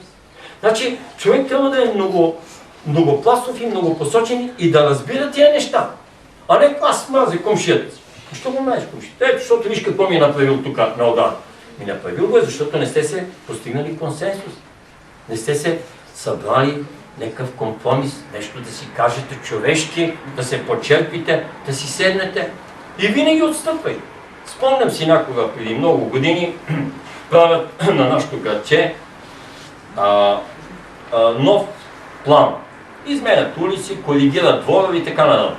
И нашата къща седи на 1 метър от единия комшия и от другия, а третия така е двора е голям там. И сега, съседът трябва моментално да си махне 2 метра да си изтегли оградата и по цялата дължина на 30-40 метра и на 2 метра, той ще няколко стотин метра. От неговото място тя ще да мине към нас. И фактически, защото е законно и това е при новия план на регулация. И обаче идва съседа и като гледам да им вземеш земя на шопите там. Казвам шопи фигуративни. Те са твърди хора. Или пък на човек, който е много свързан с земята, защото те са свързани наистина с земята. Иначе са прекрасни хора. Той човека, който е бил от село, една педия земя. Това беше по ния години. И той идва съседа, кротко отначало вика, и вика на баща ми, вика, виж, комши, тука, гледай, аз съм построил бараки, тук има, нали, за дърва, за въглища, а и 2 метра сега трябва да изтеглим оградата в моето, вика, какво да не, и баща ми вика, виж, оградата се остава така. Ползваш си, докато аз съм жив, и ми вика на мен, ела тук иде. Чули какво казва? И ти докато си жив. Той е човек, това си е не комфорт. И този човек, после комшията, той почина, разбира се, и след това и неговия си, прекрасни отношения си остана. За какво? Голяма работа. За 2 метра на 20-30 метра. Земята ли е по-важна или човека и човешките отношения? Това е номер 1. Бог иска да разпределяме верно приоритетите, т.е. най-важните неща. Ако първата работа работи за него, а работи за него, когато правиш винаги добро, мислиш добро, казваш добро, тогава работиш и за цяло. Най-напред даваш благата, ако си изкарал нещо и имаш излишък, почваш да го раздаваш безплатно. А не всичко да продадеш на пазара. Не. Поне 10% си длъжен, ако изкараш 10 тона картоф, 1 тон да го раздадеш безвъзмездно. Добре. Ако имате въпроси, съм се обим. Тя се преговори вместо мен. Е почти това, което съм аз. Плюс-минус 2-3%, значи вече научи се да излъчва. Да. Добре, заповядай.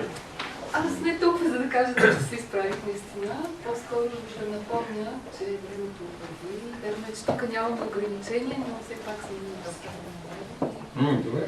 Можем да преминем към следващата част.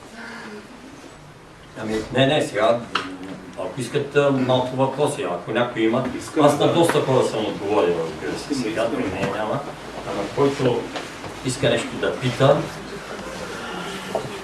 да. Верно, че време. 2 часа кога мина? Медитация? Да, бе. Медитацията е 15 минути. Това е. Мине по време за кратко време. Но... Аз не видях. Да, допълни. Спокойно. Каквото искате, докато си помисля за въпрос. искам да ви кажа това, което господин Мисловски говори половин, два часа, които са не усетиха от нас. Толкова бързо минава времето и още 5 часа въобще няма да го усетим. Но тук, ако сега ни измерят аурата, които сме в тази зала, тя ще има пълна промяна. И да добавя нещо към това, което искам да кажа. Имам тук една лекарка, която идва преди няколко дена при нас и има уред за измерване на аурата. Викам, ела утре по време на медитация да видим, ще направим на 3 души замерване и след медитация ще направим пак замерване. Една от хората е Надя тук, която тя може да каже преди медитация каква е беше и след медитация не каква е беше, а как се почувства. И също тук е Милка на нейната внучка и още на един човек и направихме замерване. След медитацията имаше пълна промяна в аурата. Значи това добро, човек трябва да спазва 5 неща, които да ги пази в сърцето си и то в нашето сърце, духовното. Това първото нещо е вярата. Второто нещо е любовта. Третото нещо е обичта към нас, обичта към близките, обичта към приятелите, обичта към неприятелите. Четвъртото нещо е благодарността и петото нещо е прошката. Ако ние не можем да обичаме, ако не можем да сме благодарни, ако не можем да прощаваме, значи ние стоим на едно ниско ниво. И един куриоз да ви кажа, понеже е много важно и всеки трябва да знае, че едно от най-важните неща е прошката. И така да я прощаваме с любов. Бях в Турция, зато и се отклонявам една минутка, няма да отнема повече, да не бъркаме работа и на задачите, които са поставени тук. Умира един мюсюлманин. И минават всичките и питат, оджата пита, ти прощаваш ли му? Ти прощаваш ли? Прощавам. Ти прощаваш ли му? Прощавам. И един каза, аз не му прощавам, защото той му обиди, той беше такъв и така нататък. И не могат да го погребат. Чакат час, 2, 3, човека не могат, вече минава часа и той каза, прощаваш ли му? Не му прощавам. И като не му прощаваш, ще стои тук. И казва накрая, вика, какво му дойде нещо, вика в главата и казва, и аз вече му прощавам. И тогава вече отидаха да го погребат. Ако никой не прощава на някой, каквото и да е било, и като жив, и като умрял, значи той носи и неговата карма и отнася вече много неща след себе си. Затова тези хубави неща, и ако има възможност, след другия път аз ще покана тази жена тук, да дойде, тя не може на всички еднакво, но на някой може да направи 2-3 замервания и след тази хубава лекция, нали, с любов, с благодарност, с обич, която се изнася, ние сме покрили всички негативни неща, сме изтрили помията, деца казва, която е била залята върху нас, ние сме изчистили и ставаме кристални. И само една скоба пак да ви кажа, което говореше за двора тук, господин Изволски, за неговия човек, имам един, който е на 70 години, беше, когато дойде при мен, нито можеше да върви, беше с тежки проблеми. И говорихме, давам му книги за Щечин мой, давам му книги на учителя Дънов, давам му и му говоря някой. Как вика, тук имам един братовчет, вика, тук ножа ми е се в джоба, чакам го само ми каже нещо и да го разпоря. И такива, ама вика, и после вече обяснява той, вика, аз по цяла нощ, като ги мисля тези работи и минавам само като го видя и излиза, вика, от кожата си. И вика, сега, като се върна и като го видя, вика, ама с една такава усмивка, с любов. И почнах, вика, тогава като не може, не мога да спа и по цяла нощ. А сега се минавам покрай него, каквото иска да прави, каквото иска да говори, аз си го приемам като един хубав човек, един братовчет, близък, с любов, с всичко. Затова ме искам другия път, аз ще покана официално да дойде и той да го разкаже това нещо, за да го чуете от неговите уста. Благодаря ви за вниманието. В Стара Загора има една наша приятелка, която е лечителка. И тя от някъде година има тази дарба и лекува. Във връзка с обидата и с прошката, искам да кажа две думи. Както е нашето физическо тяло, така знаете, че около него са другите тела. И когато от нас излезе лоша дума или лошо чувство, лоша мисъл, и това наистина се усеща, когато човек развие една сензитивност, се усещат като микроексплозии сякаш, или леки такива курчета, които удрят някъде там в някаква повърхност. Аз съм го усещала като малки експлозии. Дори когато кажа нещо, което е отцветено не толкова емоционално, дори да е една лека забележка към едно нещо, пак се усещат тия неща. И се оказва, че те са като бумеранг, които се връщат към физическото тяло. Защото оттам излизаш, ти си източник. Да, бумеранг. И тази жена в Стара Загора всъщност лекува душата, лекува и тялото, разбира се. Но какво значи това? Стари неща, които на този не си простил, на този не си казал добра дума. Всичко това остава като болезнени точки в тялото. Силно болезнени точки, при всеки на различни места, разбира се, зависимост къде какво е сгрешил и какво е направено. Тоест, не само сега ние, въпреки че колкото повече ние се променяме, толкова повече тия зони се намаляват, докато накрая може би изчезват. Но хубаво би било човек да погледне и назад. Хората, които да си направи една равносметка на хората, с които се е срещал, къде, как е. Но истината е, че прошката е нещо, което избликва спонтанно от сърцето. Наистина е така, защото сърдечната енергия е тази, която лекува. Тъй, че исках да вметна и тази част, като си говорим за чистота, много важно да погледнем и назад. И така, искате да продължим. Някой нещо да иска да спомени. Аз имам една инициатива. Да. Когато говорим за лошите думи, забелязвам, че сред нас, даже и на мен още ми се случва понякога, нали, да кажа някаква такава дума. И от миналия път си мисля да подемем тази инициатива. Айде да се опитаме до следващия път, когато началото на март се съберем тук. Всеки за себе си да се обещае, че няма да използва думичката, която започва вместо великолепно и чудесно с да не изговарям. Да си поставим за цел до началото на март никога да не сме казали тази думичка. И колкото от нас дойдат март месец, да видим колко сме успяли. Защото ние сме хората, които наистина трябва да си сложим преградата, да спрем и да дадем примера. И така, това беше предложение. Става дума, въпрос за думата страхотно, което аз не си използвам. И от медиите най-вече.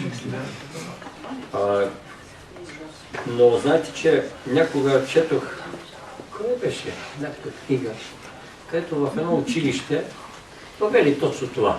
Една касичка и който каже една лоша дума, пуска там по 10 стотинки. Примерно, или по 20.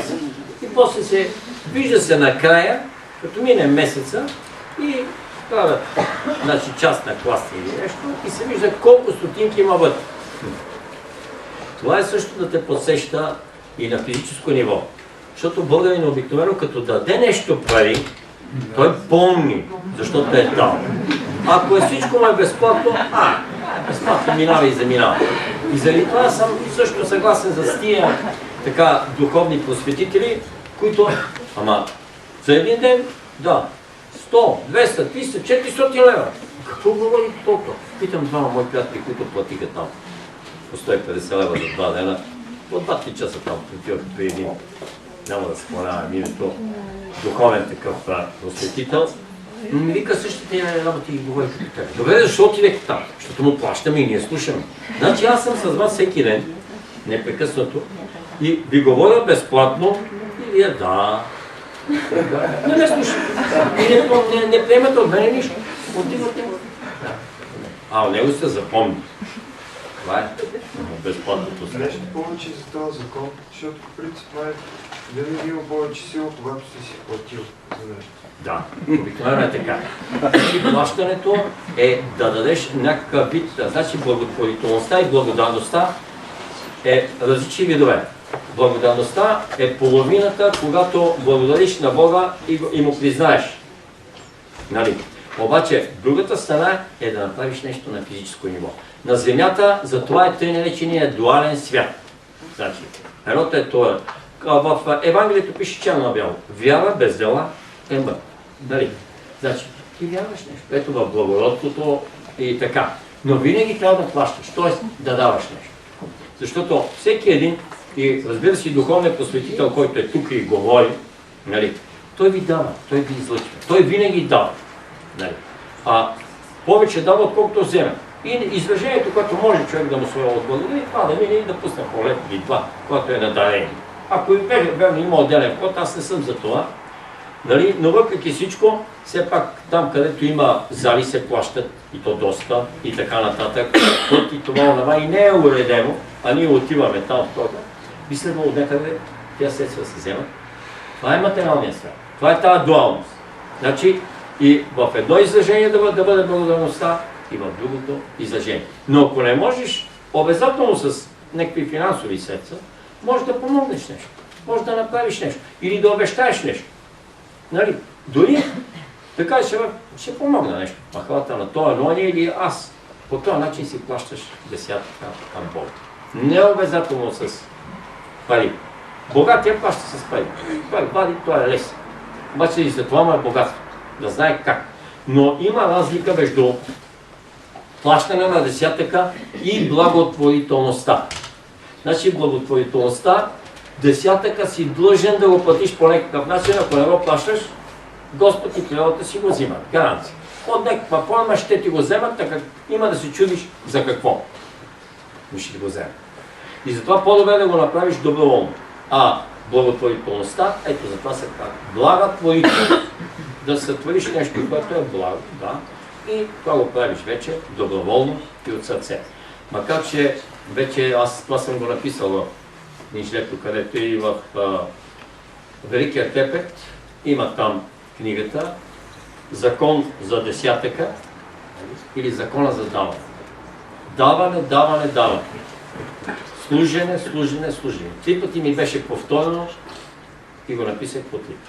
Значи първото нещо, служенето започва с даването, не се взима. Разберете, има разлика между обичта и любовта. Значи, обичта все пак иска да даде, но и взима нещо. Любовта само дава.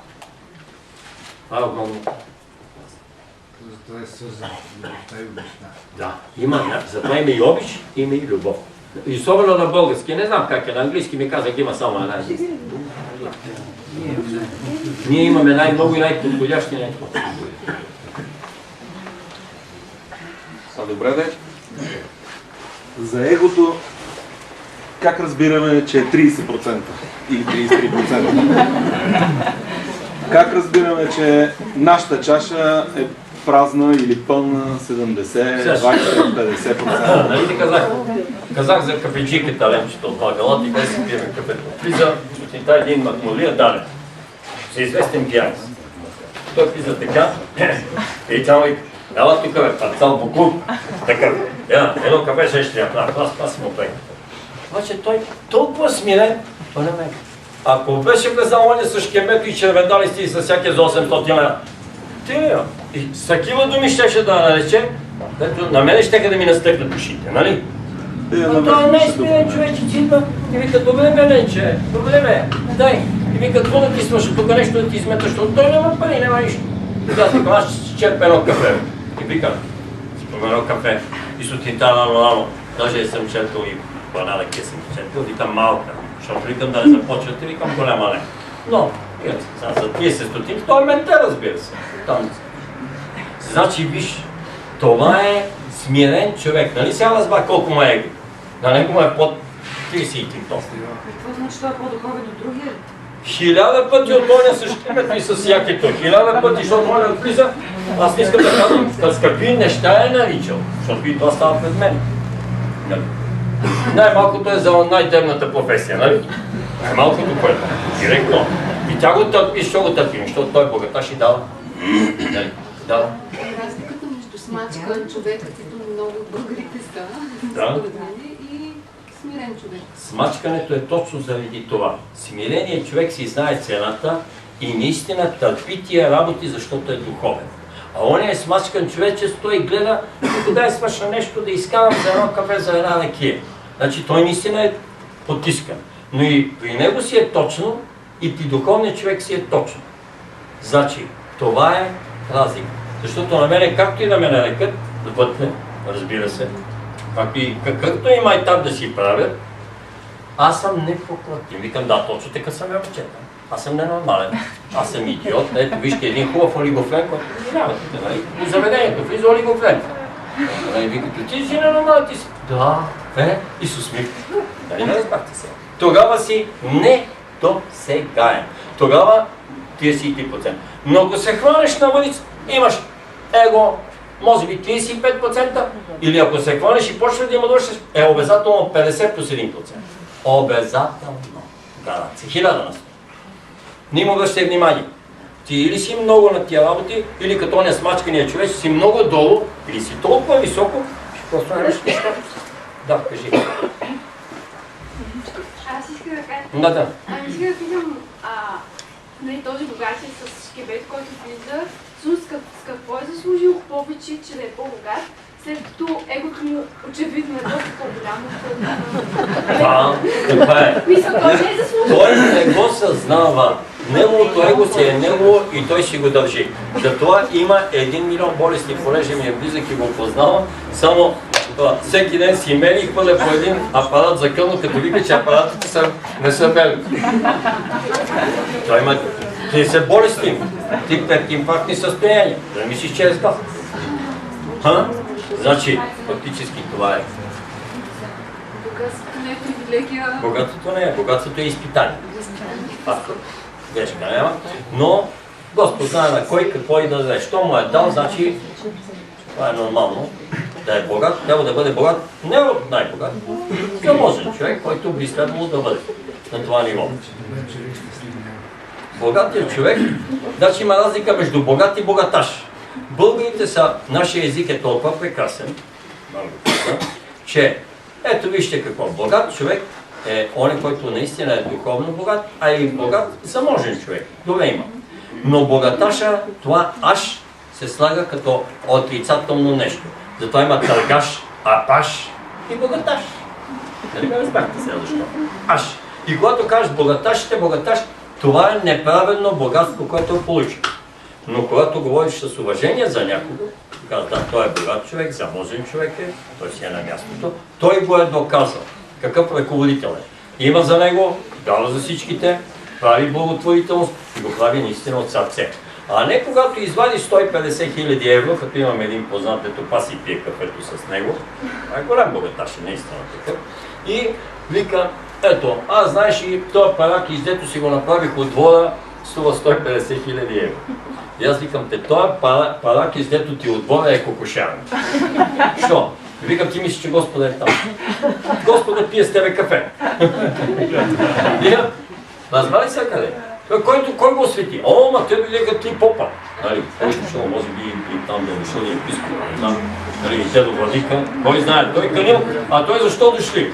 Защото им напил царска трапеза. Аз дам му 2100 лева за... 2100 лева само дал за освещаване.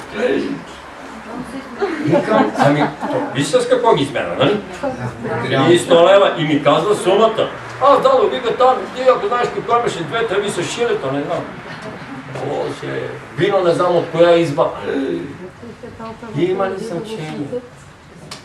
Бъркаме малко, смесваме ги нещата, духовни светлина. Смесваме ги и особено при българите, това е горе-долу да ти кажа, защото ние сме естествено духовни, не религиозни. Но повечето от българите са наистина имат тази духовност, която не е вродена. Но трябва да внимават с нея. Защото път тая духовност им качва без изискване. Всеки българин става за началник. Всеки става за ръководител, всеки става за генерал и всеки става за поп. Аз мога бе! Всеки дава и обича да дава акъл. Това е гаранция. Оня да си прави там гумата на това. На това застава до... Той е крик ли бе? Вика, слушай, това е крик. Може да подаде колата. Я да от тук, от там и после ти дава акъл. А това крик ли? Има по-хубав клип, по-голям. Остави човека. Той като види, че няма, ще дойде да ти поиска помощ, ама той не иска, ти му даваш акъл. Това е също агресия. Значи ние сме агресивни. А и това трябва да го изключим. Агресията никаква острота към човека. Ние имаме платформата да му помогнем, но фактически ние му бъркаме. Ние му атакуваме неговото астрално, т.е. светлинно тяло. Не само астрално. Всички такава му. И затова ще има моделна беседа, специално за което говорим. Всеки един от нас има квантово поле около себе си. Това квантово поле не е аурата обаче. Ще ги разгранича и ще говоря подобно за тях. Но не сега. На 9 март. Ако ме подсетите, ако е Божията воля, тогава си кажете. Да ви говоря за чистота. Да. Ами ако няма други въпроси... Има. Има ли? Добре. Ами аз всъщност нямам въпрос. Значи искам само да допълня Силвина, понеже тя каза за прошката. Аз искам да кажа за закона за обидата и чисто едно практически начин как да работите, когато ви обидят. Значи, свикнете да приемате обидата като най-големия дар, който някой ви прави. Защо? Когато някой изрече някоя обидна дума към вас, отправя ви нещо тъмно. И ако вие се ядосате, даже и да не изречете нещо обидно, просто в себе си се погневите, с това нещо приемате тая тъмна сила у вас и тя започва да действа разрушително. Ако само като ви обидят и това се зададе срещу вас, значи вие погледнете на това нещо с любов и на самия човек, без да се ядосате, същевременно тази тъмна сила ви се обикаля и се връща като бумеранг в него. И колкото сте по-чисти, просто ще видите как това нещо, което той е излъчил, просто го поваля него. Колкото сте по-чисти, значи това нещо го поваля за часове, за дни, но винаги има един резонанс. Ето защо аз гледам на обидата винаги като най-прекрасния дар, който човек ни дава, защото ако успеете да запазите смисъл, тази вибрация, да излъчите любов, за вас получавате дар и наистина изкачвате се няколко стъпала в духовната иерархия моменталически. Пробвайте, просто този закон наистина работи. Исках само да допълня Силвина, защото тя каза за прошката, аз да кажа за обидата. Благодаря. Значи, ще ви кажа точно космическата дефиниция на ангелите, току-що, когато тя каза с няколко изречения, аз ще ви кажа само две. И ги запомнете добре. Написал съм ги. Космическа мъдрост ангелска. И е абсолютно верна и работи безпогрешно. Най-голямото наказание за грешния е прошка. Прощаваш и забравяш. Има кой и колко ще го съди. Но ти си длъжен да му простиш каквото и да е направил под слънцето. Не си ти, който ще го критикува, гълчи и така нататък и да го съдиш. Не си ти. Не съдете, за да не бъдете съдени. Стираме Евангелие. И другото е, най-голямото, за което аз лично съм го изпитвал, защото не веднъж са ме обвинявали в неща. И ето какво казва. Ще ви цитирам и 9-то блаженство. 1:1. Но ето, най-голямата награда за праведния е незаслуженото наказание. Приемаш чуждите грехове. Какво цитира 9-то блаженство? Блажени сте вие, когато ви похулят и обидят и кажат против вас лъжовно, каквато и да е недостойна дума заради мене.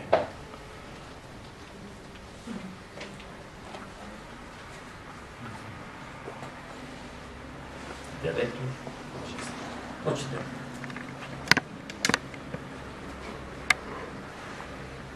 Блажени сте, когато ви похулят и обидят и казват против вас лъжовно. Ако ти си виновен и наистина си направил нещо и кажат, няма защо се обидиш. Това е така.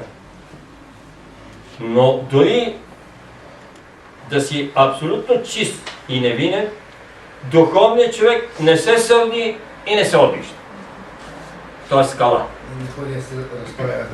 Да, в никакъв случай не ходи, той не се оправдава и не се оплаква. Значи тези 4 работи.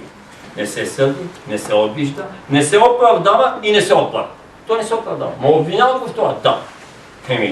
Михаил Иванов държи 8 години за права Бога. Нали? Той е, разбира се, там всичко е изчислено, защото той е син Божий, който трябва да мине през това единочество, да мине през това челничество. И понеже не е искал да отиде като мене в планината, и аз съм отишъл доброволно, но не е искал да хоп, къде? В затвора. Да си изкара единочество. Няма къде друго. Обаче да мине през школата. И след това изведнъж го оправдават. Едни казват, че няма никаква вина. 8 години е лежал тук така в една килия. Той представя време лежи, пише, учи, поумнява, медитира всичко, каквото може да ви дойде на главата, пък това са 8 години. По 365 дена са 3000 дни. Нали? 3000 дни. Там. Това е голямо обучение. 3999, 4001 е моето, докато ми дадат диплома. Диплома, разбира се, символично това, да шибувам се. Но докато кажат, да, синко, обучението беше основното до тук. Продължава да се обучаваш вече нещата сам. Или пак се научат, но друга форма. Така. Вече горе-долу ни се изясниха неща. Да. Това е малко извън темата. Може ли да се задам въпроси за това, което говорихте? Да. Има ли тук в България и по цялата планета Земя хора, земляни с вградени чипове в тях? Вградени чипове в тях. Много. Много. Значи, ще ви кажа, че много хора са чипосани. И за голям процент от тях, 80% е нормално и естествено. Има може би 20-10%, които и така и иначе, и 10%, които са попаднали случайно, може да се каже. Случайности няма, но да ги сложиме тия 10%. Значи 10%, които са на кантар и 80%, които са се съгласили. Тяхната душа и тяхното съзнание се е съгласило да бъдат чипосани от извънземни цивилизации, които чисто и просто те са имали неблагоразумието да ги сметнат, че са по-висши от нас. Това, че имат летящи чини, които са невидими и че изменят времето, че изменят гравитацията и ред други работи, не ги прави по-духовни от духовните хора на Земята. В никакъв случай.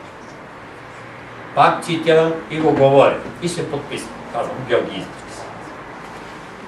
Това, че на Земята има много представители на различни цивилизации с изключителна техника, изключителна наистина, не ги прави по-духовни от духовните синове и дъщери на светлината на земното кълбо. Ще ви го кажа простичко.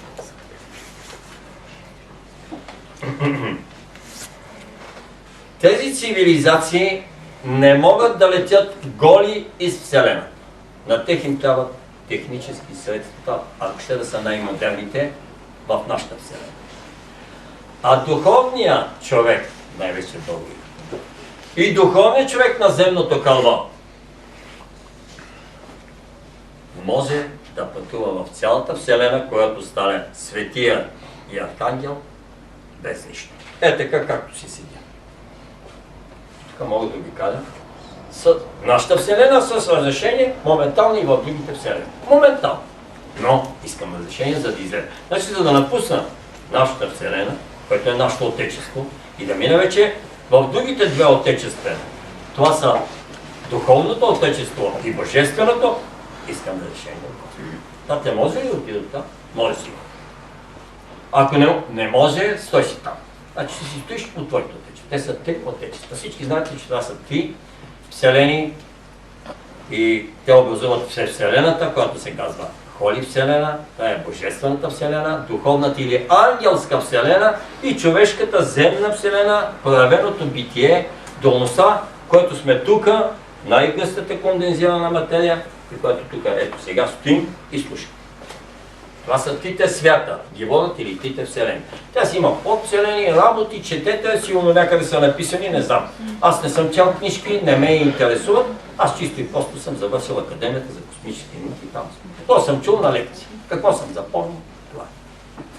Аз имам един въпрос. Да. Но за чиповете Ще добавя още нещо. Кажи. Ако някой е имал неблагоразумието да се съгласи да му сложат чипове, Да, така. ти имаш възможността да ги стопиш тези чипове. Така. Тогава няма ли да претърпи този човек някакъв негатив от тези, които са му сложили чиповете? Сега. Значи, до сега само на едно момиче, което ми се моли много и аз реших просто питах небето, и с негово разрешение направих, ама направих би половината на своя глава, за да си проверя способностите и това не ми прави чест. Самокритикувам. И му махнах чипа, му го стопих за половин минута и бяха много изумени на този космически кораб, който се въртеше около Луната, че унищожих божествения код на космически код. Той е зарегистриран във всички вселени, по всички места. И кой? Георги Изводска на Земята си позволи да махне. Обаче, понеже съм много иерархии над тях, не смееха да гърнат. Даже не ми направиха никаква дума не казах. Просто се мълчах. Аз видях колко изумен беше целият екипаж на кораба, заедно с капитана, който вика, просто направи нещо ненормално. Да, така е. Казвам ли го като пример, не искам да ми вярвате. Но, разберете, че всеки, който е чипосан, се е съгласил, 80% са се съгласили, мислики, че ще имат дивиденти. Онези, които мислят, че ще имат, тук са два вида. Едните, които са се съгласили да работят за квантовия преход, защото наистина заради това са чипосани, и да работят за квантовия преход, те работят, защото са се съгласили чисто сърдечно и безкорисно. Другата страна, които са били чипосани, обаче са искали някакви дивиденти, това дали било наяви или не съм, не знам, но са очаквали веднага да получат какво? Веднага да получат виза за други светове, веднага да ги качат на космическия кораб, веднага да ги разведат из нашата вселена, веднага да им предлагат такива духовни неща, да им се отвори тето около, стават чудотворци и ред други работи. Това е меркантилност. Тия берат ядове до сега и пищят. И те искат да им се махнат чип. Защото им тежат, защото те биват натоварвани от това. Тъй като вече има голямо несъответствие, той не иска да си върши работа. Той чисто и просто лежи по цял ден, ходи, пие си кафето и вика, аз съм ненормален, на мен ми е много зле. Зле ще ти е. Защо? Защо първо се съгласи да те чипосат, защото ти искаше дивиденти, искаше далавера, искаше нещо гювече, дето вика на кръчмарски език. Няма гювеч. Гладен, що не си стоя гладен? Като мислиш, че нещо ще получиш. Груб съм, но съм прав. Тъй като тук е пълно с същества, които са невидими. Аз говоря и за тях. Да им дойде акъл в главата на ангелите, които са тук, защото много ангелите, не всичките са безкористни, не всички са ангели. Като се каже ангел, не дайте да мислите, че на земята има много повече и по-свестни ангели от ангелите в ангелския свят. И затова какво пише Светия апостол Павел? Не забравяйте, братя, че някой от нас ще съдат ангели. Значи земните жители, който стане светия от земните жители, моментално става над ангели. Става им шеф. Така, вижте, за чипа всеки си е, значи, трябва да си носи последствията или евентуално само Бог може да го освободи. Никой друг. Или да ми даде поне разрешение на мен. Ще не може да пипам там. Как ще пипам? Аз имам възможност. Те си играл, дето вика, да му стъпя чип и да го махне. Ама този чип се води на 1 милиард места. Всичко е черно надяло. Води си, има вибрация. Има така, това е отговорност. Как мислиш? Не става така. И се бъркаш в съдбата на много работи и оттам изменяш цялата схема. Изменяш целият пъзъл. Той се изкривява, цялата карта. Има нова програма. За какво? За това, че скимнало на един син Божий на земята, това, че се казва Изводска. Какво? На своя глава, да направи нещо. Значи, може да си позволя да излекувам един човек. Евентуално. Може. Макар, че вече без разрешение не го правя, но съм го правил. Но знам, че няма начин да не ми се случи нещо на мен. поемам тия работи, ясно е, че 3 дена ще бъда с неговите проблеми, няма да ми бъде комфортно 72 часа. Да знам и плаща. Правил съм такива работи. Пробивал съм маловете на дуб и съм го карал с мисъл да свърши онова, което аз искам. Но това е абсурд. Това го правят само черните магове и то пак с разрешение на Господа. И те не го правят това на своя глава. Но на тях им е разрешено да вършат тази тъмна работа. На мен не ми е разрешено, дай да си помисля. Ама, когато дойде яйцето, като трябва да свърша още някоя по-голяма работа, преценявам, и викам, че свърша работа, няма начин. И аз ставам като черни. Изравнявам се с тях. После пак си ставам бял. Но черните не са толкова черни, колко си мисля, напротив. Прекрасни, божествени служители са, попаднали ангели няма. Това са си ангели, архангели, свети, които работят чисто и просто в канализацията. Аз работя на водопровода. Няма друга разлика. Казвал съм го 1000. Пак казвам, кажи. Някъде бях чела, не знам колко ми е уместен въпрос. Има ли в Вселената същества без божествена искра? No. Всички ли са с божествена искра в себе? Сега виж, искам нещо да ти кажа. Има ония, всички са, само че на много от тях е запечатена. Както и на нас, като си се запечатва централния канал, който е божествен. До сега почва. Това е свръхсъзнанието. Свръхсъзнанието ти е запечатано. Значи има същества не без божествена искра, а с божествена искра няма разум. Да, има. Ако ме попиташ за това, само че те са извън Вселената. Извън Вселената са същества, които са неразумни. Какво прави нашия отец, слава тебе, тате? Татко ни е абсолютно. Споменавам го, да, дойде енергията отгоре, но има право да го кажа. Какво прави? Прави от неразумното разумно, от нереалното реално. Тоест, онова, което няма божественост и е отвънка, от несъзнателното съзнателно. Следите ли ми мисълта? Всичките ли? Добре. Значи, това е неговата цел. Следователно има, но не в Вселената. Това е в космоса. Значи в космоса взима отвън неразумни вибрации, вкарва ги вътре, прави го разумна клетка и има божественост. Всичко, което ходи Вселената, все Вселената, има божествена искра. Не може да си жизнена клетка, да дори да си атом на камък. На камък си. Още скала, ама независимо каква мъртва материя ние смятаме. Че даже в пластмасата е жива. Нищо, че е направено от човека и вътре шарата на дявола. Това е. Да. Щом е тука и щом вибрира, щом е някакъв предмет и е направен от човек или не, но има тази същност, която е безсмъртна. Всичко може да стане. Когато човек сбърка, след като е станал човешко същество, но не може да направи прехода, значи той продължава да си остане с котското съзнание, но вече изтекал срока 15 милиона години, го обучават да стане от животно на човек. Но той продължава да яде месо, продължава да пие, продължава да мисли да отлепа братци или братовчеци за какво? Дали са се псували, дали за 1 квадратен метър земя.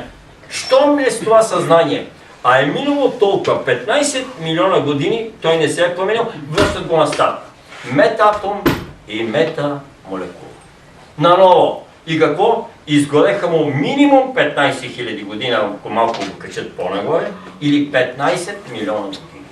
Но за вечността няма никакво значение за Господа. Ще те връща при старта толкова пъти, докато свърши вечността, тя няма да свърши никога. Докато не си научиш урока, че когато стигнеш до човек, трябва да си миролюбив, нежен, любвеобилен, доброжелателен, да си смирен, да си търпелив, да си милосърден, да си щедър, всички благоразумен, благороден и най-вече жертвеготов. Апостолите са 12. Има 12 основни добродетели. Всеки един апостол отговаря на един добродетел. Один Силвина гледа как ги писа. Така. Значи един е благоразумието, благородството, щедростта, милосърдието, се почне. Петър, брат му Андрей, Йоан, след това беше Тадей, Тома, Матей Бирника, Бартоломей, Нали? И другите двама, братята Зередееви, пак единия се казва Яков. И накрая Юда. Знаете ли, саможертвата те вкарва директно в Божествения свят. Значи, до любовта може да се добави само с наистина, с истина, с мъдрост и с чистота и саможертва. Тогава те пускат при любовта. Иначе няма пускат. Юда. Юда е най-големия от свети. Не Петър. Юда носи принципа на саможертвата. Петър носи чисто и просто принципа на щедростта, защото е бил свестен човек. Да помогне на всеки да отиде, да работи, да направи, да го служи. Да. Така. Йоан е бил принципа на верността. Йоан, благословен. Добре. Между другото го казвам, не изобщо по темата, аз ще имам цяла тема. Но тя трябва с часове да се говори за мен. Така, още въпроси има ли да минем към това? Да. Говорихме за духовни практики и мисли, докато сме будни, докато спим или какъв е правилен начин на спане, за някаква практика, която може да споделите с нас. Бил съм с такова съзнание преди много години, тия стални пътешествия, тия работи, които сега ми се спиват абсолютно несериозни. Лягаш и спиш. И гледаш да се наспиш и на другата сутрин да станеш бодър, понеже виж, съня е учене на теория. Той в никакъв случай не е практика. Разбираш ли? Онова, което е така, как да ти кажа, роденото от съня, който е, това е вид самота. То така към индивидуализъм. А фактически ти трябва да се вклиняваш в колектива. Тя да работи за това. И ставаш сутринта и мислиш какво можеш да направиш за върчета, какво можеш да направиш за цветята в леката в доле, какво можеш да направиш за дърветата, да ги полежиш, какво можеш да направиш за комшията. После, ако си направил нещо за него, какво можеш да направиш на оня, който живее на края на село. Почваш да мислиш за другите и най-малко за себе си и най-малко с изгода за себе си. Да, ако имаш някаква професия и някаква работа, да, съм тракторист, ще изгода днеска толкова, ама Иванчо идва се, той ви казва, може ли да ми изгореш и моята риба? Може. А почина тъмно. Да, умолен само ще ти изгода. Като няма време. На други ден времето ще се развали. Значи, работиш за други. Това е. Това е най-големата, най-висшата медитация и това те прави вече успоредно работи твоето съвършенство. Мина времето 4 часа да седа и да гледам в една точка и да викам като източите. Аз медитирам. Нищо не медитираш. Колко и да си голем гуру, в четвъртото измерение ще го видиш през крив макарон. Няма четвърто измерение за гуровците. Няма. Духовните посветители, заедно с цялата вълна, отиват на новата планета, там да продължават да обучават онези, които са със съзнание на трето измерение. Ето аз го казвам. Това е. Защо? Защото той се е издигнал от там, той се усъвършенствал. Левитира 1 метър над земята.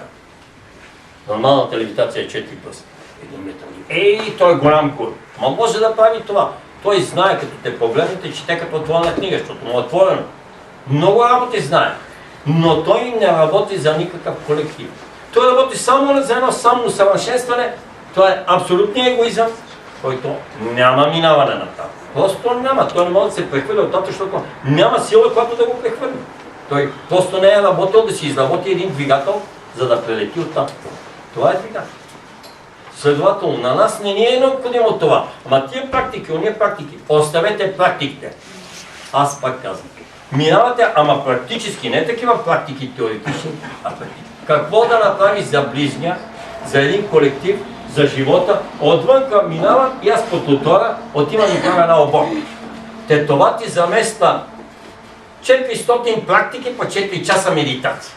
400! Само да изчистиш тротуара 100 метра от тук, да го изчистиш да кутиите, цигарите, там дето от вафлите, искам. Това е цялата философия. Си направил нещо. Вселената се усмихва, Бог е доволен. Не се шегувам, като говоря тия работи. Затова ги говоря на търтен. За да влязат в подсъзнанието, ако не може директно в самосъзнанието, Ами поне в подсъзнанието и да започнат да работят. Това е. И не количествено, аз за това ви казвам. Какво че съм посетил? 1000 църкви, 1000 свещи, 1000 молитви, 1000 пъти се лова на ръка на дяда поп. Какво от това? Аз съм отишъл заради себе си, уж искам нещо. Искам, примерно, вместо кола, да имам хеликоптер. И викам, просто няма хеликоптер ми посетите 500 000 евро. Аз си купя едно хитчет и вместо хеликоптер. Що ми това, мога да го... И аз за това почвам да обикалям. А Тома не стяга. И викам, Господи, искам хеликоптер. Няма начин, искам хеликоптер, искам 500 000 евро, половин милион. Той си чуди, викам, това мой син нормален ли? Не е нормален. Да, обаче аз ако влеза в един пожар или се хвърля, ти издалека и се хвърля, там някой дали скачам и го изваждам. Каквото искам, няма начин. Просто така ще направи, че ще ме направи милионер. Това е действие. Това е също медитация. Това е живот. Най-голямата медитация. Просто живота ни е даден, за да го живее. А иначе онова е едно вегетиране, едно съществуване. Уж ние много отделяме на това внимание. Аз нямам нищо против тия практики, но тия практики бяха до сега. Длъжен съм вече да ви кажа истината. Мина времето на практиката. Мина времето на много стари работи. Ние ще се оттърсиме и ще ги хвърлиме като стара техника. Това е учителя, го пише черно на бяло. Всичко ще изчистим, но все още нещо използваме от старата. Разберете, новата епоха, новото небе, новата земя искат всичко да е абсолютно чисто ново. Ама чисто ново. Не да е втора употреба и да си направиш ремонт на двигателя втора употреба. Той колко ще работи? 10 000 км в ют. А ако го направиш само с нови чакове, карава е 200 000 км, ще изкара още 200. Това е сега, което е. Пак ви го казвам. И ви го казвам наистина в това текст. Новото небе и новата земя. Нищо старо не искат. Когато учат моите приятели астрология, викам, звездната карта и в момента изменена. Ма тя съвсем други работи ни влияят, разберете ме. Те идват тия мощни светлинни кълба и светлинни вълни, те ни влияят. Вие, тази планета, мене планета сега да ми повлия, как ще повлияят? А те има съвсем други работи, които ти влияят отгоре. Това е огромното електромагнитно поле на галактиката, към което ние отиваме и Слънцето, което е новото Слънце, което изгаря на хоризонта на галактиката и вече започва да изпраща към нас своите квантови вълни, светлини вълни, т.е. електромагнитни вълни. Новото Слънце, това вече е на галактическия хоризонт. Още от Земята не го виждат. Ние, астрономи нищо. Но това не значи, че не е там. И ние, че не отиваме към него. Цялата, разбира се, Слънчева система. Така че всичко ще се измени и това, което уча. Уча, ще ставам юрист. Ще завърша след 2 години, ще стана адвокат. Тия закони са така, знаете ли, колко се изменят закони, а и колко още ще се променят. Така. Вече преминаваме, защото е време. Въпросите бяха до тук. Сега ние да направим медитация. Искам сега да ви дам една лекта инструкция за медитация, защото вече 3 часа. Медитация ще бъде около 15 на минути и ще ви кажа нещо. Има 4 основни състояния при тази медитация. Значи, първото нещо, ако съзнанието не е отворено достатъчно, 50 плюс 1%, човек от това може да разбере, че той не усеща нищо. Той чисто и просто си седи, добре, му затруя се така, леко предремва, слънчето пече, топличка е тук, това компания минава. Тоест, минава новата енергия, тя е много силна и много божествена, Селина може да говори за нея, която от нова година ми е дадена на мен да боравя, тя и преди това беше божествена, но сега имам една трансформация още отгоре. Значи, отново шкафче ми извадиха да ми дадат. Така, значи като минава тя и с още по-висша разумност. И тя ви скенира. Тя чете всеки един. Като ви скенира, тя ви скенира за част от мига. Не от секунда, тя е много. Знае колко светлинна енергия трябва на всеки един и му проверя колко му е къла, колко му е астала, каква му е волята, всичко. Знае, тази разумност е по-разумна от мен. Ще минава през мен. Така. Защото човек е един биофотонен, плазмен, разумен кристал. и се пълни със светлина. И сега ще ги напълна, тази светлина е 7 дена. 7 дена, ако, значи, първото състояние, да не усетите нищо. Второто състояние да започвате да усещате като пълна, като докосване. По най-различни начини всеки има различно ще да усети. Второто състояние. Третото е да усетите, почвате да усещате болка. Той е орган, трети, те се обостят на места. Някои доста се засилват нещата, но поносимо. Затова не се плаши. Просто поносимо, но трябва да се радвате, че такът оздравителни процеси. Именно поради тази причина. Така. И четвъртия, който си е чист така, що годе, не 50 плюс 1, а ще ви кажа 80 плюс 1%, той спада в нирвана. Значи той си е запазил чисто съзнанието и чисто тялото. Тогава на него той спада в тая еуфория, която обикновено правя тук, и се качва с мене в светлинните тела, отиват моментално в Божествения свят. Не в духовния, божествен, а там е приказка. Там е тихо, спокойно, мир, хармония, любов. Нямам думи. Това състояние ще го държи известно време, дори като свърши медитация. Значи това са четирите основни състояния. Така че не бива да се очудвате. Всеки един, който може, ще разбере. Значи, ръцете ще ги сложа от начало. Аз през това време ще казвам едни думи на ватански. И когато започва следващите, значи е свършила медитацията първата. Слагам, така, си слагам ръцете. Така.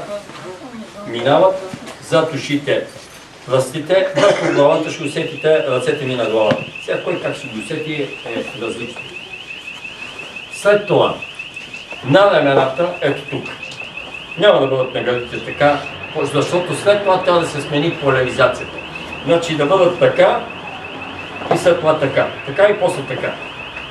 А тук като се сложи, тук вече не се смени. Обикновено от 2-3 минути се държат. След това отдолу на стъпалата, на цялото стъпало, ще усетите минимум започва да ви пали. А на някой може толкова горещо да им стане, че наистина иска да се събуе. Защото наистина ще почне да пали отдолу. Нали? Но ако пуснете енергията, цяло долу си я усещате как почва да тече нагоре и да се качва. Минава през колената, минава тук. Където има подпушване, се бави и върти. Тя се забавя, именно някъде, тук, бави се 20-30 секунди, докато преди. След това се качва. На много хора от първи път не може да им стигна до главата.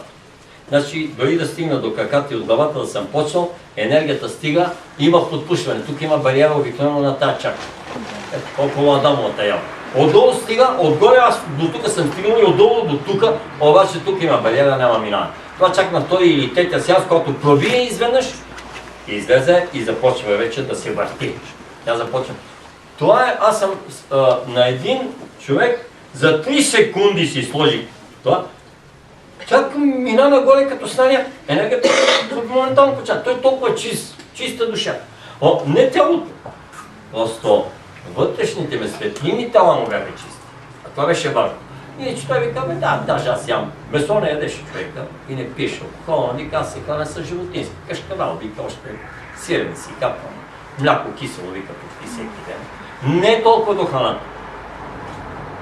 Пак казвам, мислите, чувствата, думите, вербално, който изразяваме и нашите действия. Дали ще поднесеме на този човек чаша с вода и как ще му я поднесем. Дали чаша кафе. Чаша от лова, ама му я поднеси. Така. Не една императрица, т.е. жените на римските императори е отровила мъжа си, разбира се, с любов. Така се каже. Шегувам се.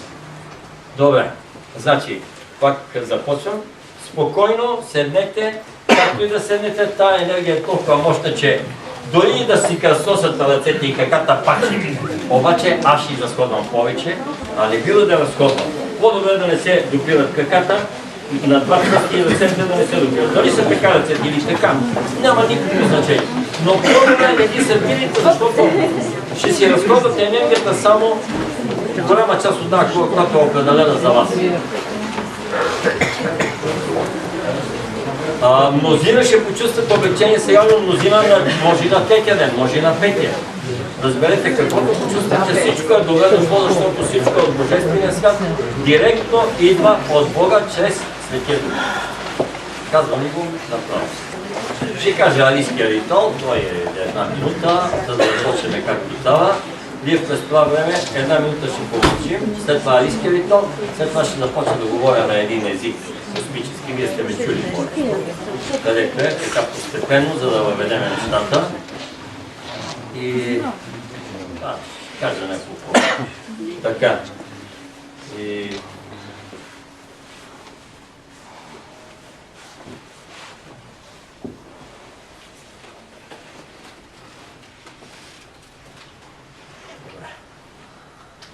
хубаво е да сме седнали, ако имаме възможност, защото все пак може да ни се замае леко главата.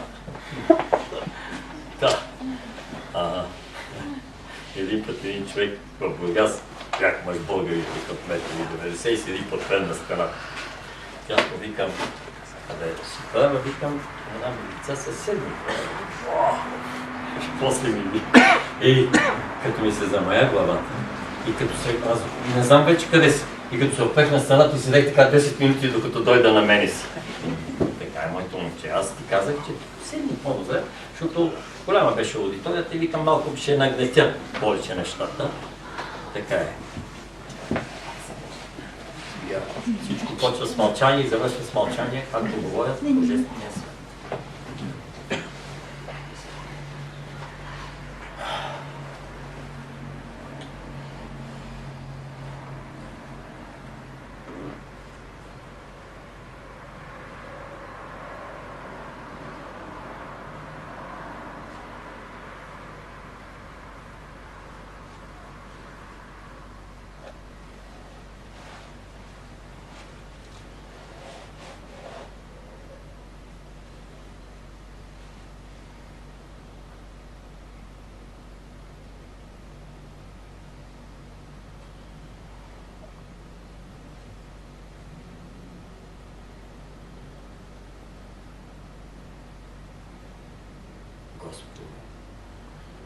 Боже наш, Татко Вседържителю, Творецо на небето и земята, на всичко видимо и невидимо. Слава на славата, сила на силата, светлина на светлината, любов на любовта. Приеми нашата любов и благодарност. Приеми нашата любов и благодарност. Приеми нашата любов и благодарност. Господи, Боже наш, Татко Вседържителю, Творецо на небето и земята, на всичко видимо и невидимо. Слава на славата, сила на силата, светлина на светлината, любов на любовта. Дари ни Твоя съвършен мир, хармония и благодат. Дари ни Твоя съвършен мир, хармония и благодат. Дари ни Твоя съвършен мир, хармония и благодат. Амин. Ау. Ау. Амин. Ау. Ау. Амин. Ау. Ау.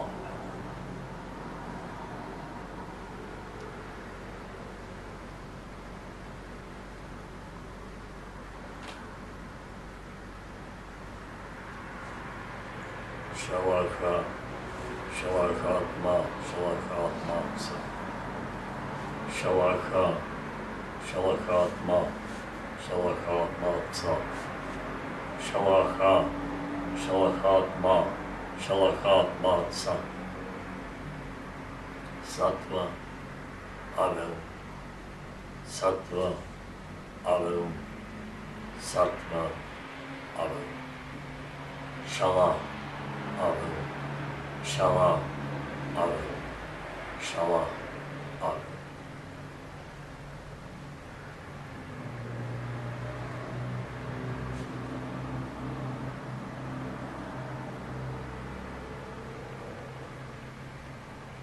Avalus restus bistis listis calamfas berendis volis pestis amolus varandas ichaus zistis posis alun avur alan garandus perebrostis galandus perendan garandus milavistis garandus milasis garandus mil avistis garandus vil avus bizandis gilindiris imolus canhardun ilan faran bazendes belendis parandun amolu karangastis amolu sarandun cilendes abuzastis abur alan alun ivalus parangostis ivalus parandei peris peretustis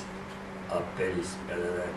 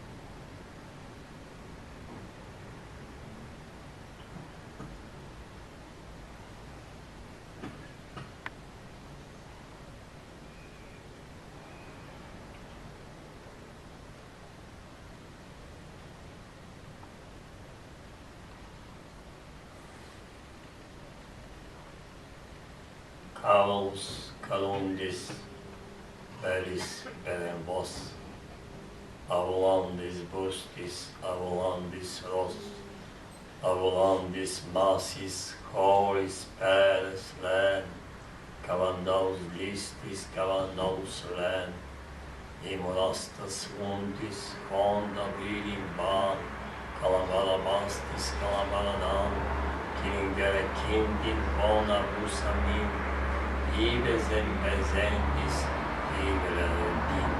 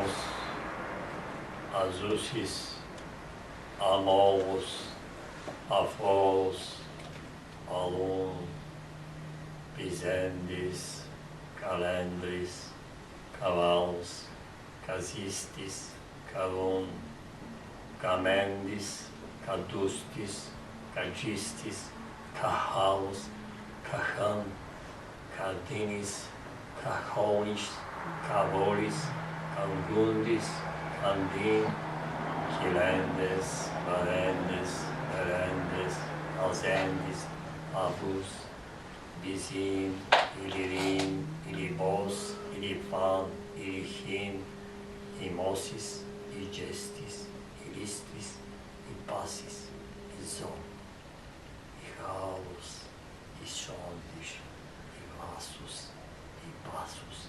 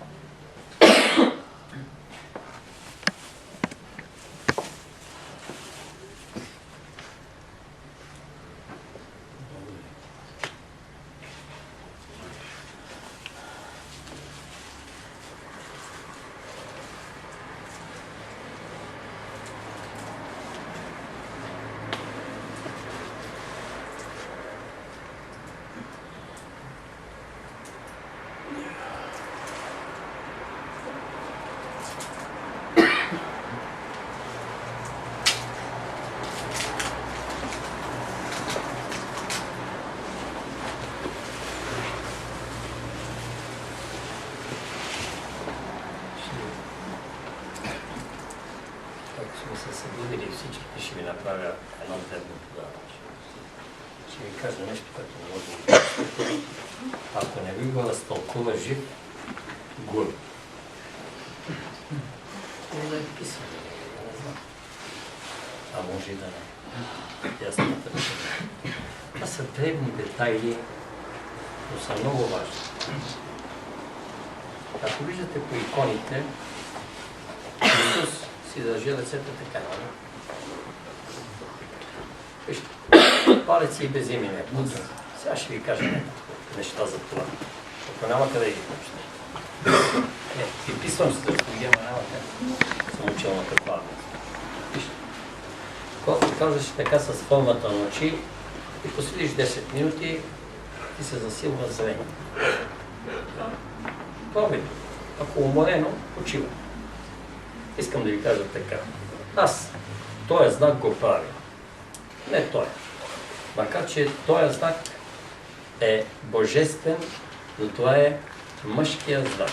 Палец е божествения свят, но е мъжкия принцип на божествения свят. Това е, всичко е окей, всичко е в хармония. Пилотите си казват, давай, всичко е на 6. Ето, кръга. Когато палеца свързваме с показалеца, това е, опитваме се да направим хармония или баланс в физическия свят. Показалеца е физическия свят. Ние си казваме. Средния пръст е духовния свят. Той е по-висш от физическия свят нашия. Другата вселена. Духовния свят. Може да кажем така. Да съединим това с това. Това има друго значение. Вече това аз искам да направя връзка с невидимия свят, като е тук. Аз и без това го правя, де? Ама ако иска да го направи един човек, който няма чак толкова тия способност, по-добре да си държи така ръцете 10-12 минути или 20, колкото може, или така половин час. И тогава ще видите как вълните започват да нарастват за връзка с ангелския свят, не с божествен. Така. Когато защо този пръст се казва безименен, и той е да каже горе-долу колкото показалец. Скромен, хубаво. Това е божествения свят, затова се казва безименен. Обаче това е женския принцип на божествения свят. И като кажем така, ние правиме. Значи първото е баланс, второто е равновесие, третото е хармония. Той къде е било разковничето, нали? Така. Казвам ми, една семейна тайна. Само гуновците я знаят. Дребни работи, бе. Абе, дребни работи, ама. Разберете, божествените работи са божествено съвършени, гениални и толкова прости, че и аз такъв бях в начало, викам, как бе, без термини, без това, и аз юнал съм се там на поляната горе, о, синко, я това и това да направи. Че, това е много просто. Абе, ти го прави, па ще видим колко е просто. Дали, дето ме караха по 1, 2, 3 часа как се медитира. Да ми дал, дървото е зелено. Ще повтаря, вика, поне веднъж на половина или на една минута дървото е зелено. Дървото е зелено. Или другото, което е по-просто, Силвина го знае, но е изключително ефикасно. Затова сме българи. Какъв е цвета на нашия национален флаг? Бел, зелен, червено. Виж и как знае капитан, защото аз съм го казал. Искаш да медитираш? Няма по-хубаво от това. Пътуваш с автобуса от Бургас до София, колко? 6 часа. По магистралата гледаш навънка и започваш. Правиш това хармонията, така да ти седи или така. Почва. Бяло, зелено, червено. Бяло, зелено, червено. Бяло, зелено, червено. Отиваш да свършиш някакъв проблем, някаква работа. Повтаряйте го от Бургас до София да видите дали няма да се случи. 1000%. Бяло, зелено, червено. Бяло, зелено. Отначало го казваш така, да се каже, малко на сила. Бяло, зелено, червено. Бяло, зелено, червено. После става песен, става мелодия, става химн в главата, става симфония и накрая нещата се случват. Чух повтаря бяло, зелено, червено. Та вибрация. Бяло, зелено, червено. Бяло, зелено, червено. Бяло, зелено, червено. Бяло, зелено, червено. Може да ги кажеш хиляди пъти. Това ми е подаръка за днес. Да. Аз Кой колко е запомнил? Аз го казах сега. За котето. Котето е нещо съвсем друго. Котето, това ви прави най-смирени.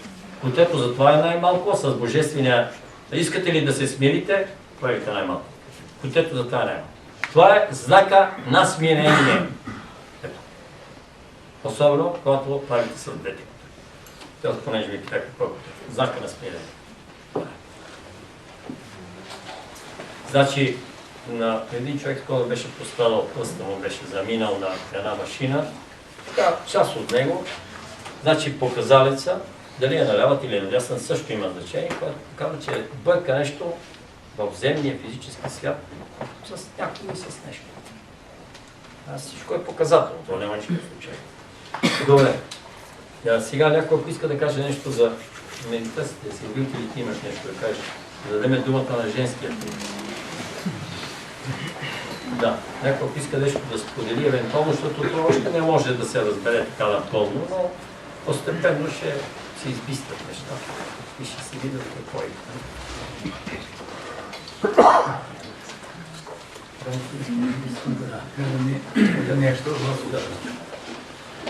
Искам нещо не като допълнение във връзка с мудрите, в който манастир да влезнете или църква, ще видите този знак на Исус и на други свети. Има един манастир тук в Куклен, свети Дамян и Кузма. Като влезнете вътре още на входа, някога е било замазано с бои, но е изчистено и е даден този знак.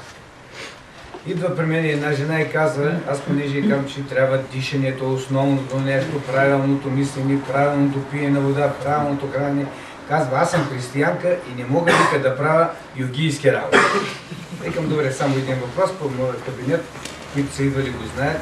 Имам от свети Стефан Църквата от Турция, знамен икона в такан вид, на Богородица и Младенеца, имам и на Христос отделно. И викам, вижте какво е направил нашия Исус, нашия Бог. Те вика, викам, няма нищо ама. Това не съм го нарисувал, не съм го направил аз. Значи той е владел, той е бил доктор на докторите, Бог на боговете, учител на учителите.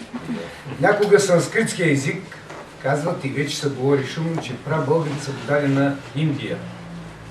На санскритския език има 8 милиона и 400 хиляди упражнения на йога, като на всяко едно упражнение няма друг език на земята да са нанесени на санскритски йога упражнения.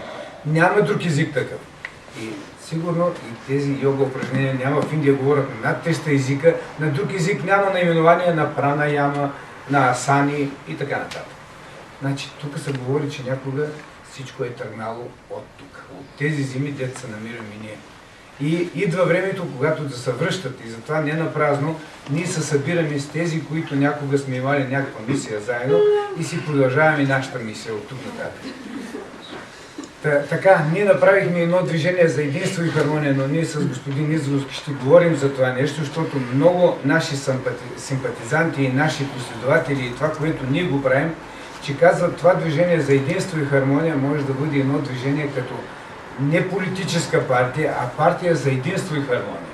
И тогава ние да си намерим място, където трябва да бъдем и да казваме, че ние можем да помагаме за доброто на хората, ние можем да помагаме за здравето на хората, ние можем да помагаме за бъдещето на хората. По тази тема ще говорим допълнително, беше въпроса за мудрите. Това са много стари практики, които нашите от хилядолетия, милиони години, както казва, че преди 15 милиона години е имало живот на тази планета. И така. Да ви кажа само за манта и мандра. Вижте колко е близо и колко е близо. Мандрата е място или цех за произвеждане на материални блага. Така ли е? Манда. А мантра е място, нещо, което произвежда духовни блага. Казваш мантри, грешка няма. И постигаш. Ето бе, виж. Ама и после казват, ама не всичко. Всичко на земята е от това, по български език най-стари, от него са се плъкнали всички езици, но учителя някога, за да не обиди, нали, казва, има един прастар език и от него всичко. И оттам идва старосанскритски, персийски, халдейски, арамейски, ватански. Няма език на земното кълбо, който да не е основа. Айде, това не бива да ни простят ушите. Нали? Трябва да уважаваме всички и всичко.